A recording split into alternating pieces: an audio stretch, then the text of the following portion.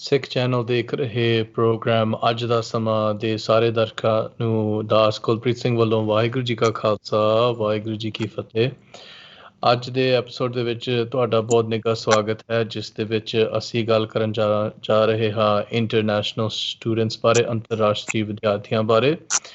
ਤੇ ਪਿਛਲੇ ਹਫ਼ਤੇ ਅਸੀਂ ਵਿਚਾਰ ਕੀਤੀ ਸੀ ਕੋਵਿਡ-19 ਦੇ ਪੈਂਡੈਮਿਕ ਦੇ ਦੌਰਾਨ ਜਿਵੇਂ ਡੋਮੈਸਟਿਕ ਵਾਇਲੈਂਸ ਕੇਸਿਸ ਵਧੇ, ਘਰੇਲੂ ਹਿੰਸਾ ਵਧਿਆ, ਉਹਦੇ ਵਿੱਚ ਦੋ ਅਸੀਂ ਮਾਹਰਾਂ ਦੇ ਨਾਲ ਗੱਲਬਾਤ ਕੀਤੀ ਤੇ ਉਸ ਦੇ ਵਿੱਚ ਅਸੀਂ ਬਹੁਤ ਮਹੱਤਵਪੂਰਨ ਗੱਲਾਂ ਕੀਤੀਆਂ। ਉਸ ਤੋਂ ਬਾਅਦ ਫਿਰ ਤੁਹਾਡੇ ਸੁਝਾਅ ਵੀ ਆਏ, ਤੁਹਾਡੇ ਸਵਾਲ ਵੀ ਆਏ ਜਿਨ੍ਹਾਂ ਦੇ ਆਨਸਰ ਐਕਸਪਰਟਸ ਨੇ ਦਿੱਤੇ।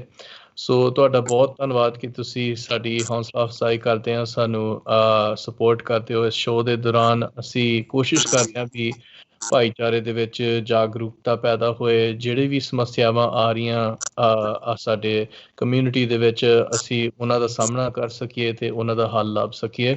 ਸੋ ਅੱਜ ਸਾਡੇ ਨਾਲ ਮਹਿਮਾਨ ਜਿਹੜੇ ਜੁੜੇ ਹਨ, ਗੁਰਲੀਨ ਕੌਰ ਵੈਨਕੂਵਰ ਤੋਂ ਅਤੇ ਜਸਪ੍ਰੀਤ ਸਿੰਘ ਟੋਰਾਂਟੋ ਓਨਟਾਰੀਓ ਤੋਂ। ਗੁਰਲੀਨ ਕੌਰ ਇੱਕ ਇੰਟਰਨੈਸ਼ਨਲ ਸਟੂਡੈਂਟ ਦੀ ਤੌਰ ਤੇ ਪਹਿਲਾਂ ਲੰਗੇਰਾ ਕਾਲਜ ਦੇ ਵਿੱਚ ਪੜ੍ਹਾਈ ਕਰ ਰਹੀ ਸੀ ਤੇ she has also been the student representative of the Educational Council at Langara College. The Gurleen Kaur is also the co-founder of Team We Care. Jasprit Singh ji was a president of the Sikh Students Association at Sheridan College in Oakville, Ontario. ਤੇ ਆਪਣੀ graduation ਤੋਂ ਬਾਅਦ ਉਹਨਾਂ ਨੇ ਇੱਕ ਨਵੀਂ ਸੰਸਥਾ start ਕੀਤੀ ਜਿਸ ਦਾ ਨਾਂ ਹੈ ਇੰਟਰਨੈਸ਼ਨਲ ਸਿੱਖ ਸਟੂਡੈਂਟਸ ਐਸੋਸੀਏਸ਼ਨ। ਤੇ ਅੱਜ ਦੇ ਪ੍ਰੋਗਰਾਮ ਅੱਜ ਦਾ ਸਮਾਂ ਦੇ ਵਿੱਚ ਗੁਰਲੀਨ ਕੌਰ ਤੇ ਜਸਪ੍ਰੀਤ ਸਿੰਘ, ਤੁਹਾਡਾ ਬਹੁਤ ਸਵਾਗਤ ਹੈ ਜੀ। ਵਾਹਿਗੁਰੂ ਜੀ ਕਾ ਖਾਲਸਾ ਵਾਹਿਗੁਰੂ ਜੀ ਕੀ ਫਤਿਹ। ਵਾਹਿਗੁਰੂ ਜੀ ਕਾ ਖਾਲਸਾ ਵਾਹਿਗੁਰੂ ਜੀ ਕੀ ਫਤਿਹ। ਸੋ ਸਭ ਤੋਂ ਪਹਿਲਾਂ ਮੈਂ ਸ਼ੁਰੂ ਕਰਾਂਗਾ ਗੁਰਲੀਨ ਕੌਰ ਤੁਹਾਡੇ ਨਾਲ। ਤੁਸੀਂ ਥੋੜਾ ਜਿਹਾ ਆਪਣਾ ਪਿਛੋਕੜ ਬਾਰੇ ਦੱਸ ਦਿਓ ਵੀ ਤੁਸੀਂ ਕਦੋਂ ਕੈਨੇਡਾ ਆਏ ਤੇ ਕਿਵੇਂ ਤੁਹਾਡਾ ਜਿਹੜਾ ਕੈਨੇਡਾ ਦੇ ਵਿੱਚ ਸ਼ੁਰੂਆਤ ਸੀਗੀ ਉਹ ਕਿਸ ਤਰ੍ਹਾਂ ਦੀ ਰਹੀ? ਜੀ, ਮੈਂ 2015 ਦੇ ਵਿੱਚ 2015 ਦੇ ਵਿੱਚ ਦਸੰਬਰ ਦੇ ਵਿੱਚ ਇੱਥੇ ਆਈ ਸੀ ਕਿ ਲੰਗਾਰਾ ਕਾਲਜ ਦੇ ਵਿੱਚ। 2016 ਦੇ ਵਿੱਚ ਮੈਂ ਆਪਣੀ ਪੜ੍ਹਾਈ ਸ਼ੁਰੂ ਕੀਤੀ ਸੀਗੀ ਇਨ ਐਸੋਸੀਏਟਸ ਆਫ ਸਾਇੰਸ ਕੈਮਿਸਟਰੀ ਦੇ ਵਿੱਚ। ਬਾਅਦ ਦੇ ਵਿੱਚ ਮੈਂ ਚੇਂਜ ਕਰਕੇ ਬਿਜ਼ਨਸ ਐਡਮਿਨਿਸਟ੍ਰੇਸ਼ਨ ਦੇ ਵਿੱਚ ਡਿਪਲੋਮਾ ਕੰਪਲੀਟ ਕੀਤਾ।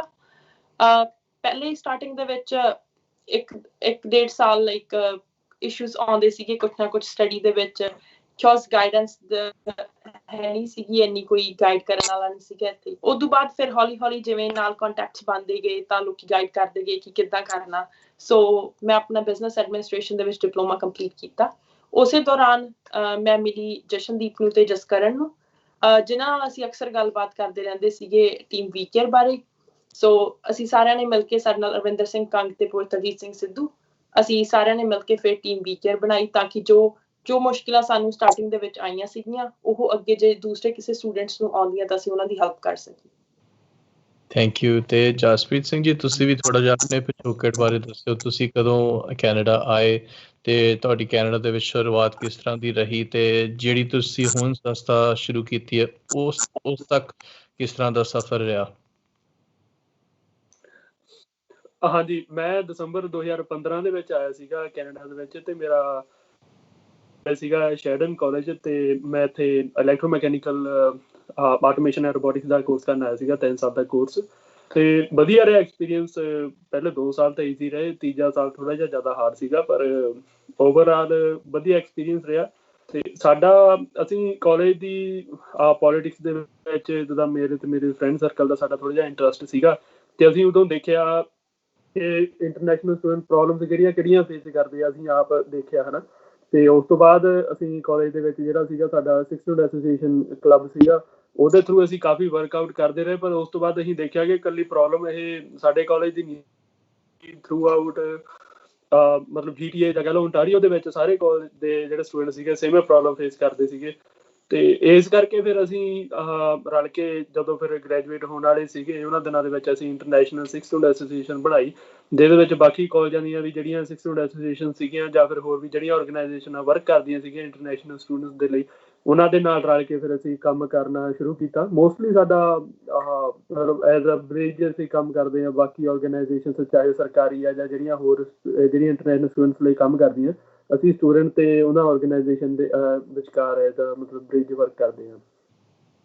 ਤੇ ਗੁਰਲੀਨ ਜੀ, ਜਿਹੜਾ ਤੁਸੀਂ ਕੰਮ ਹੁਣ ਸ਼ੁਰੂ ਕੀਤਾ ਟੀਮ ਵੀ ਕੇਅਰ ਸੰਸਥਾ ਜਦੋਂ ਤੁਸੀਂ ਸਥਾਪਿਤ ਕੀਤੀ, ਤੇ ਮੇਨ ਤੁਹਾਡਾ ਫੋਕਸ ਕਿਸ ਤਰ੍ਹਾਂ ਦਾ ਰਿਹਾ? ਪਹਿਲਾਂ ਜਦੋਂ ਤੁਸੀਂ ਫਾਊਂਡਿੰਗ ਆਫ ਦਾ ਆਰਗੇਨਾਈਜੇਸ਼ਨ ਕੀਤੀ, ਉਦੋਂ ਤੁਹਾਡਾ ਮੇਨ ਫੋਕਸ ਕੀ ਸੀ? ਇੰਟਰਨੈਸ਼ਨਲ ਸਟੂਡੈਂਟਸ ਦੀ ਕਿਵੇਂ ਤੁਸੀਂ ਸਪੋਰਟ ਕਰਦੇ ਰਹੇ? ਜੀ, ਜਦੋਂ ਸਟਾਰਟ ਕੀਤੀ ਸੀਗੀ ਟੀਮ ਵੀ ਕੇਅਰ ਦਾ ਮੋਟੋ ਹੀ ਹੈਗਾ ਰੀਬਿਲਡਿੰਗ ਕਮਿਊਨਿਟੀ ਅਬਰੋਡ। ਉਸ ਟਾਈਮ ਤੇ ਇੱਕ ਏਦਾਂ ਦਾ ਨੈਰੇਟਿਵ ਬਣਿਆ ਹੋਇਆ ਸੀਗਾ ਇੱਥੋਂ ਦੀ ਕਮਿਊਨਿਟੀ ਦੇ ਵਿੱਚ, ਜਿੱਥੇ ਕਿ ਇੰਟਰਨੈਸ਼ਨਲ ਸਟੂਡੈਂਟਸ ਨੂੰ ਤੇ ਇੱਥੋਂ ਦੀ ਕਮਿਊਨਿਟੀ ਨੂੰ ਵੱਖ ਦੇਖਿਆ ਜਾਂਦਾ ਸੀਗਾ। ਤਾਂ ਸਾਡਾ ਉਦੋਂ ਇੱਕ ਮਕਸਦ ਸੀਗਾ ਉਹਨਾਂ ਦੇ ਵਿੱਚ ਇੱਕ ਬ੍ਰਿਜ, ਇੱਕ ਕਨੈਕਸ਼ਨ ਬਣ ਸਕੇ ਕਿ ਆਪਾਂ ਇੱਕੋ ਹੀ ਲੈਂਡ ਤੋਂ ਆਏ ਹਾਂ ਤੇ ਆਪਾਂ ਸਾਰੇ ਇੱਕੋ ਹੀ ਆ। ਆਪਣੀ ਕਮਿਊਨਿਟੀਜ਼ ਨੂੰ ਡਿਫਰੈਂਟ ਐਜ਼ ਇੰਟਰਨੈਸ਼ਨਲ ਸਟੂਡੈਂਟ ਜਾਂ ਐਜ਼ ਇੱਧਰਲੇ ਜਿੱਦਾਂ ਆਪਾਂ ਕਹਿ ਦਿੰਦੇ ਆ, ਸੋ ਉੱਦਾਂ ਨਾ ਦੇਖਿਆ ਜਾਵੇ। ਇੰਸਟੈਡ ਉਹਨਾਂ ਨੂੰ ਇਹ ਦੇਖਿਆ ਜਾਵੇ ਕਿ ਆਪਾਂ ਸਾਰੇ ਪੰਜਾਬੀ ਆ, ਕੋਈ ਪਹਿਲਾਂ ਆਏ ਹੋਏ ਆ, ਕੋਈ ਹੁਣ ਆਏ ਹੋਏ ਆ, ਤੇ ਆਪਾਂ ਸਾਰੇ ਕੰਮ ਕਰ ਰਹੇ ਆ ਆਪਣੇ ਪੰਜਾਬ ਨੂੰ ਅੱਗੇ ਲੈ ਕੇ ਆਉਣ ਲਈ। ਸੋ ਸਟਾਰਟਿੰਗ ਅਸੀਂ ਕੀਤਾ ਸੀ ਇਸੇ ਮੋਟਿਵ ਤੋਂ। ਜਦੋਂ ਸ਼ੁਰੂ ਕੀਤਾ ਟੀਮ ਵੀ ਕੇਅਰ ਤਾਂ ਸਾਡੇ ਕੋਲੇ ਲਿਮਿਟਡ ਰਿਸੋਰਸਿਸ ਸੀਗੇ ਇੱਕ ਪੁਆਇੰਟ ਤੇ, ਕੋਲ ਸਾਡੇ ਕੋਲ ਥੋੜੇ ਵੋਲੰਟੀਅਰ ਸੀਗੇ। ਤਾਂ ਅਸੀਂ ਸਟਾਰਟ ਕੀਤਾ ਸੀ ਜਸਟ ਸੈਟਲਮੈਂਟ ਸਰਵਿਸਿਜ਼ ਤੋਂ, ਜਿਹਦੇ ਵਿੱਚ ਅਸੀਂ ਫੇਸਬੁੱਕ ਗਰੁੱਪ ਬਣਾਇਆ ਸੀ। ਸਾਰਿਆਂ ਤੋਂ ਪਹਿਲਾਂ ਅਸੀਂ ਨਾਰਮਲੀ ਸਾਰੇ ਜਣੇ ਜੋ ਵੀ ਉਸਦੇ ਵਿੱਚ ਗਰੁੱਪ ਦੇ ਵਿੱਚ ਸੀਗੇ, ਉਹ ਜੌਬਸ ਪੋਸਟ ਕਰਦੇ ਸੀਗੇ ਉੱਥੇ, ਜਿਹਨੂੰ ਲੋੜ ਹੁੰਦੀ ਸੀ ਉਹ ਅਪਲਾਈ ਕਰ ਦਿੰਦੇ ਸੀਗੇ, ਜਾਂ ਸਾਨੂੰ ਈਮੇਲਸ ਆ ਜਾਂਦੀਆਂ ਸੀ ਰੈਜ਼ੂਮੇ ਐਡਿਟ ਕਰਨ ਲਈ, ਜਾਂ ਕਿਤੇ ਰੈਫਰੈਂਸ ਲਈ ਹੁੰਦਾ ਸੀਗਾ। ਸੋ ਜਸਟ ਜੌਬ ਤੇ ਅਕੋਮੋਡੇਸ਼ਨ ਤੋਂ ਹੀ ਸਟਾਰਟਿੰਗ ਕੀਤੀ ਸੀਗੀ। ਬਟ ਹੌਲੀ ਹੌਲੀ ਜਿਵੇਂ ਆਰਗੇਨਾਈਜੇਸ਼ਨ ਵੱਡੀ ਹੁੰਦੀ ਗਈ, ਅਸੀਂ ਉਹਨੂੰ ਇੱਕ ਰਜਿਸਟਰਡ ਆਰਗੇਨਾਈਜੇਸ਼ਨ ਬਣਾਇਆ, ਐਂਡ ਫਿਰ ਉਸ ਤੋਂ ਬਾਅਦ ਉਹਦੇ ਵਿੱਚ ਮੈਂਡੇਟ ਐਡ ਕੀਤਾ, ਜਿਹਦੇ ਵਿੱਚ HR ਪ੍ਰੋਫੈਸ਼ਨਲ ਨੂੰ ਲੈ ਕੇ ਆਏ, ਤੇ ਉਸ ਤੋਂ ਬਾਅਦ ਅਸੀਂ ਮੈਂਟਲ ਹੈਲਥ ਪ੍ਰੋਫੈਸ਼ਨਲ ਨੂੰ ਵੀ ਲੈ ਕੇ ਆਏ। ਜੀ ਜਸਪ੍ਰੀਤ ਸਿੰਘ ਜੀ, ਤੁਸੀਂ ਜਦੋਂ ਆਪਣੀ ਸੰਸਥਾ ਸਟਾਰਟ ਕੀਤੀ ਤੇ ਤੁਹਾਡਾ ਮੇਨ ਮੋਟਿਵ ਕੀ ਸੀ? ਤੇ ਤੁਸੀਂ ਵੀ ਇਸ ਤਰ੍ਹਾਂ ਜਿਵੇਂ ਗੁਰਲੀਨ ਜੀ ਨੇ ਕਿਹਾ ਵੀ ਵਖਰੇਵਾਂ ਬਹੁਤ ਸੀ ਆਪਣੀ ਕਮਿਊਨਿਟੀ ਦੇ ਵਿੱਚ ਤੇ ਸਟੂਡੈਂਟਸ ਦੇ ਵਿੱਚ, ਇਹੀ ਚੀਜ਼ ਤੁਸੀਂ ਵੀ ਨੋਟਿਸ ਕੀਤੀ? ਹਾਂਜੀ, ਨਹੀਂ ਮੈਂ ਤਾਂ ਸੋਚ ਦੇਖ ਕੇ ਹੈਰਾਨ ਹੋ ਰਿਹਾ ਸੀ। ਸਾਡੀ ਵੀ ਸਟੋਰੀ ਇਹਨਾਂ ਦੇ ਨਾਲ ਜਮਾ ਹੀ ਸੇਮ ਆ, ਤੇ ਹੁਣ ਮੈਂ ਉਹੀ ਤਾਂ ਰਿਪੀਟ ਨਹੀਂ ਕਰਦਾ ਜਿੰਨੀ ਇਹਨਾਂ ਨੇ ਦੱਸੀ, ਸਾਡੀ ਵੀ ਉਹਦੇ ਨਾਲ ਦੀ ਸਟੋਰੀ ਆ ਸੇਮ। ਤੇ ਉਸ ਤੋਂ ਇਲਾਵਾ ਜਿੱਦਾਂ ਜਿਹੜੀਆਂ ਹੋਰ ਚੀਜ਼ਾਂ ਅਸੀਂ ਫੇਸ ਕੀਤੀਆਂ, ਕਿ ਸਾਡਾ ਜਿੱਦਾਂ ਜਿਹੜਾ ਏਰੀਆ ਸੀਗਾ ਨਾ, ਉਹ ਇੱਕ 19 ਦਿਨਾਂ 'ਚ 2017-18 ਦੇ ਵਿੱਚ ਇੱਕ ਲੜਾਈਆਂ ਦਾ ਗਾੜੇ ਬਣ ਚੁੱਕਿਆ ਸੀਗਾ, ਤੇ ਬੜੀ ਗਲਤ ਨਿਗਾਹ ਦੇ ਨਾਲ ਦੇਖਿਆ ਜਾਂਦਾ ਸੀਗਾ। ਇੱਕ ਗੁਰਦੁਆਰਾ ਸਾਹਿਬਾਨ ਤੋਂ ਵੀ ਇਸ਼ੂ ਬਹੁਤ ਵੱਡਾ ਉੱਠਿਆ ਸੀਗਾ ਉਦੋਂ ਅਸੀਂ ਲੋੜ ਮਹਿਸੂਸ ਕੀਤੀ ਕਿ ਹੁਣ ਟਾਈਮ ਹੋ ਗਿਆ ਕਿ ਆਪਾਂ ਇਕੱਠੇ ਹੋ ਕੇ ਰਲ ਕੇ ਤੇ ਇੱਕ ਸਟੂਡੈਂਟ ਦੀ ਵੌਇਸ ਬਣੀਏ ਤੇ ਦੇ ਹੱਕ ਦੀ ਗੱਲ ਕਰੀਏ। ਕਿਉਂਕਿ ਆਪਾਂ ਜਦੋਂ ਰਾਈਟਸ ਦੀ ਗੱਲ ਕਰਦੇ ਹਾਂ, ਰਾਈਟਸ ਤੋਂ ਪਹਿਲਾਂ ਰਿਸਪੌਂਸਿਬਿਲਿਟੀਜ਼ ਹੁੰਦੀਆਂ ਹਨ, ਉਹ ਪੂਰੀਆਂ ਕਰਾਂਗੇ, ਫਿਰ ਇਹ ਆਪਾਂ ਨੂੰ ਰਿਸਪੌਂਸਿਬਿਲਿਟੀ ਤੋਂ ਬਾਅਦ ਰਾਈਟ ਮਿਲਦੇ ਆ।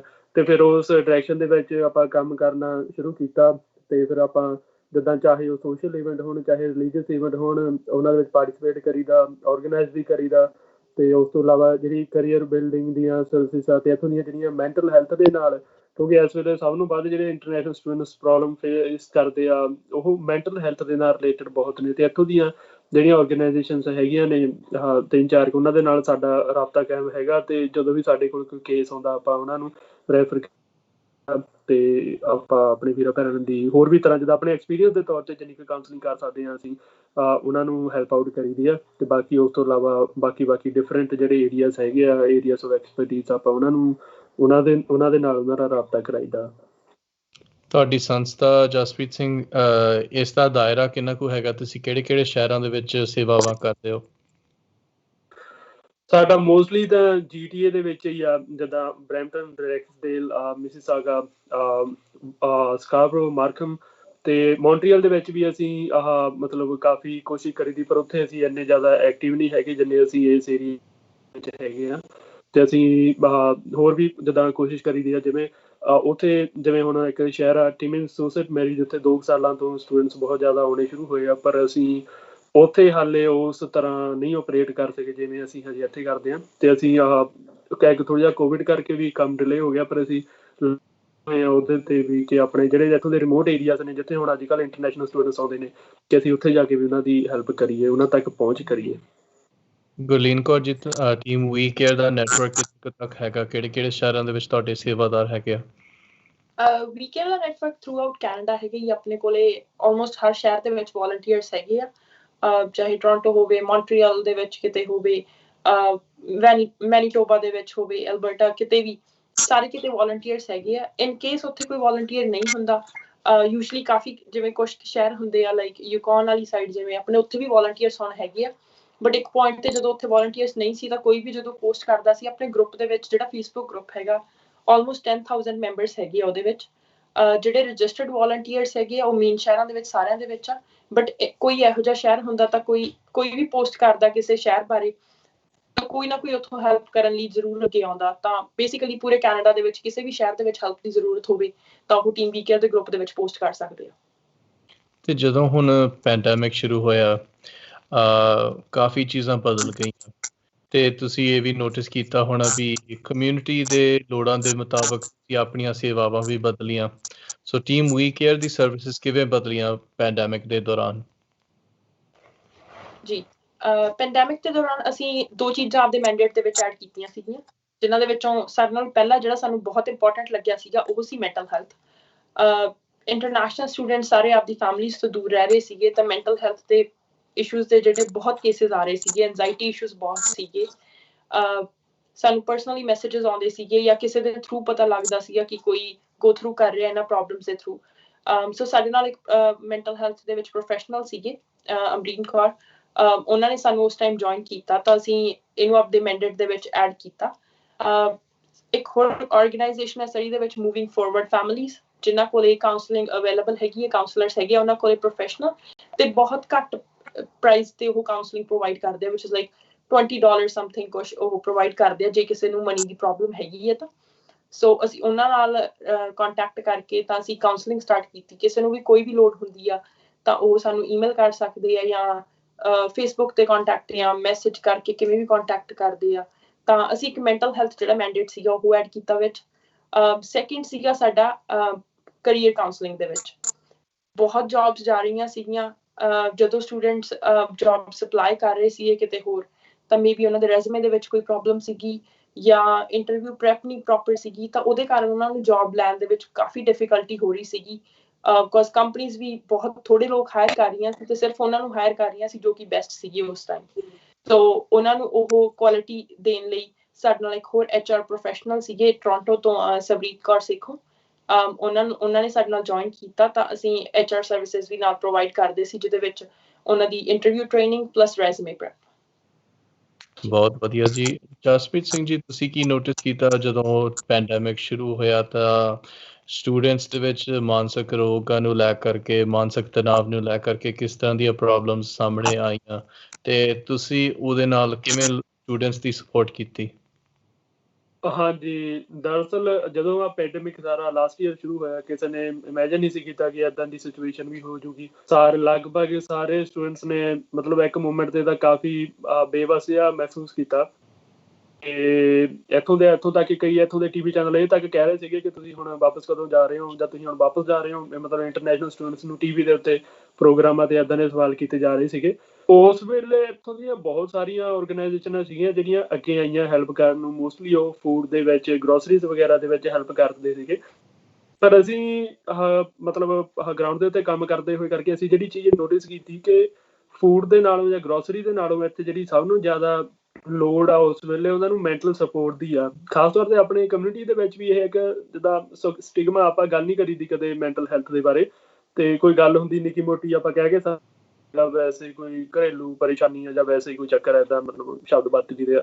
ਪਰ ਜਦ ਕਿ ਆਪਾਂ ਦੇਖਿਆ ਜਾਵੇ ਕਿ ਜਿਹੜੀ ਮਤਲਬ ਇਹ ਪੂਰੀ ਮੈਂਟਲ ਹੈਲਥ ਦੇ ਵਿੱਚ ਐਨਗਜ਼ਾਇਟੀ ਲੱਗ ਜੀ ਜਾਂ ਡਿਪਰੈਸ਼ਨ ਲੱਗ ਜੀ ਜਾਂ ਪੈਨਿਕ ਅਟੈਕਸ, ਪਰ ਆਪਾਂ ਇਹਨਾਂ ਨੂੰ ਬੜਾ ਗੌਰ ਨਹੀਂ ਕਰਦੇ ਆਪਣੇ ਬੰਦੇ ਤੇ ਉਹ ਚੀਜ਼ਾਂ ਹੌਲੀ ਹੌਲੀ ਅੱਗੇ ਵੱਡਾ ਰੂਪ ਧਾਰਨ ਕਰਦੀਆਂ। ਖਾਸ ਤੌਰ ਤੇ ਕਿਉਂਕਿ ਜਿੱਦਾਂ ਹੁਣ ਸਟੂਡੈਂਟ ਇੱਥੇ ਇਕੱਲਾ ਰਹਿੰਦਾ, ਉਹਦੇ ਨਾਲ ਕੋਈ ਹੈ ਨਹੀਂ ਗੱਲਬਾਤ ਕਰਨ ਨੂੰ, ਉਹਦੀ ਫੈਮਿਲੀ, ਉਹਦੇ ਪੇਰੈਂਟਸ ਦੇ ਵਿੱਚੋਂ ਕੋਈ ਨਹੀਂ ਹੁੰਦਾ ਹਨ ਤੇ ਉਹ ਅੰਦਰ ਚੀਜ਼ਾਂ ਬਿਲਡ ਅਪ ਹੁੰਦੀਆਂ ਰਹਿੰਦੀਆਂ। ਤਾਂ ਹੀ ਇੱਥੇ ਰੀਸੈਂਟਲੀ ਸੁਸਾਈਡ ਦੇ ਵੀ ਕਈ ਕੇਸ ਆਪਣੇ ਕੈਨੇਡਾ ਦੇ ਵਿੱਚ ਇੰਟਰਨੈਸ਼ਨਲ ਸਟੂਡੈਂਟਸ ਦੇ ਸਾਹਮਣੇ ਆਏ ਆ।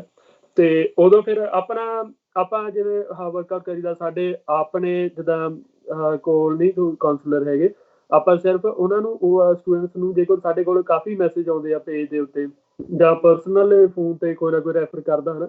ਜੇ ਇੱਦਾਂ ਹੀ ਕੋਈ ਕਿਸੇ ਨੂੰ ਜਦੋਂ ਵੀ ਪ੍ਰੋਬਲਮ ਹੁੰਦੀ ਆ ਆਪਾਂ ਉਹਨਾਂ ਨੂੰ ਉਹਨਾਂ ਆਰਗੇਨਾਈਜੇਸ਼ਨਾਂ ਨੂੰ ਉਹਨਾਂ ਦਾ ਕੰਟੈਕਟ ਕਰਾਈਦਾ ਜਿਹੜੇ ਆ ਮੈਂਟਲ ਹੈਲਥ ਦੇ ਨਾਲ ਉਹਨਾਂ ਨੂੰ ਡੀਲ ਕਰਦੇ ਆ ਤੇ ਸਾਰੇ ਫ੍ਰੀ ਆਫ ਕਾਸਟ ਵਾਲੇ ਨੇ। ਅਸੀਂ ਮਤਲਬ ਉਹਨਾਂ ਨੂੰ ਨਹੀਂ ਕਰਦੇ ਜਿਹੜੇ ਇਸ ਚੀਜ਼ ਦੀ ਫੀਸ ਲੈਂਦੇ ਨੇ ਤੇ ਮਹਾਰਾਜ ਦੀ ਕਿਰਪਾ ਨਾਲ ਆਪਾਂ ਨੂੰ ਇੱਥੇ ਆਰਗੇਨਾਈਜੇਸ਼ਨਾਂ ਜਿੰਨੀਆਂ ਵੀ ਹੈਗੀਆਂ ਟੋਟਲੀ ਉਹ free of cost south Asian communities ਜਿਹਨਾਂ ਵਿੱਚ ਇੰਟਰਨੈਸ਼ਨਲ ਸਟੂਡੈਂਟ ਵੀ ਆਉਂਦੇ ਉਹਨਾਂ ਨੂੰ ਸਪੋਰਟ ਕਰਦੇ ਤੇ ਆਪਾਂ ਉਹਨਾਂ ਕੰਟੈਕਟ ਕਰੀਦਾ। ਇੱਥੋਂ ਤੱਕ ਕਿ ਦਰਅਸਲ ਇਹ ਗੱਲ ਅਵੇਅਰਨੈਸ ਦੀ ਆਪਾਂ ਜਿਹਨਾਂ ਕਾਲਜਾਂ ਦੇ ਵਿੱਚ ਵੀ ਸਾਰੇ ਇੰਟਰਨੈਸ਼ਨਲ ਸਟੂਡੈਂਟਸ ਪੜ੍ਹਦੇ ਹਨ ਉਹਨਾਂ ਕਾਲਜਾਂ ਦੇ ਵਿੱਚ ਹੀ ਮੈਂਟਲ ਸਪੋਰਟ ਦਾ ਪ੍ਰੋਗਰਾਮ ਹੁੰਦਾ ਫ੍ਰੀ ਆਫ ਕੋਸਟ। ਉਹ ਸਟੂਡੈਂਟਸ ਨੂੰ ਮੈਂਟਲ ਸਪੋਰਟ ਪ੍ਰੋਵਾਈਡ ਕਰਦੇ ਨੇ ਪਰ ਆਪਣੇ ਉਹ ਗੱਲ ਉਹੀ ਆ ਗਈ ਲੈਕ ਆਫ ਅਵੇਅਰਨੈਸ।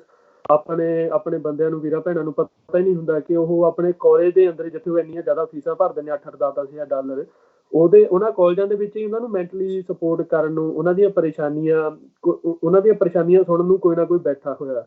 ਪਰ ਇਹ ਇੱਕ ਅਵੇਅਰਨੈਸ ਦੀ ਘਾਟ ਆ ਤੇ ਉਹ ਵੀ ਅਸੀਂ ਜਿੰਨੀ ਹੋ ਸਕੇ ਉਨੀ ਕੋਸ਼ਿਸ਼ ਕਰੀਦੀ ਆ ਕਿ ਉਹਨਾਂ ਤੱਕ ਇਹ ਜਾਣਕਾਰੀ ਪਹੁੰਚਾਈ ਜਾਵੇ ਕਿ there is always someone out there to listen you. ਤੁਸੀਂ ਜਸਪ੍ਰੀਤ ਸਿੰਘ ਜੀ ਨੋਟਿਸ ਕੀਤਾ ਵੀ ਓਨਟਾਰੀਓ ਦੇ ਵਿੱਚ ਜਿੱਥੇ ਕਾਲਜਾਂ ਦੇ ਵਿੱਚ ਆਪਣੇ ਵਿਦਿਆਰਥੀਆਂ ਲਈ ਸੇਵਾਵਾਂ ਹੈਗੀਆਂ ਉਹਨਾਂ ਦੀ ਹੀ ਭਾਸ਼ਾ ਦੇ ਵਿੱਚ ਸੇਵਾਵਾਂ ਉਪਲਬਧ ਹੈਗੀਆਂ ਕਿ ਨਹੀਂ? ਕਈ ਵਾਰੀ ਇਸ ਤਰ੍ਹਾਂ ਵੀ ਸੁਣਨ ਵਿੱਚ ਆਉਂਦਾ ਕਿ ਸਟੂਡੈਂਟਸ ਤਾਂ ਹੀ ਨਹੀਂ ਐਕਸੈਸ ਕਰਦੇ ਸਰਵਿਸਿਜ਼ ਕਿਉਂਕਿ ਉਹ ਕੋਈ ਪੰਜਾਬੀ ਹਿੰਦੀ ਬੋਲਣ ਵਾਲਾ ਨਹੀਂ ਹੁੰਦਾ, ਕੋਈ ਕਾਉਂਸਲਰ ਉਹਨਾਂ ਦੀ ਭਾਸ਼ਾ ਦੇ ਵਿੱਚ ਨਹੀਂ ਬੋਲ ਸਕਦੇ ਤਾਂ ਹੀ ਫਿਰ ਉਹ ਐਕਸੈਸ ਨਹੀਂ ਕਰਦੇ।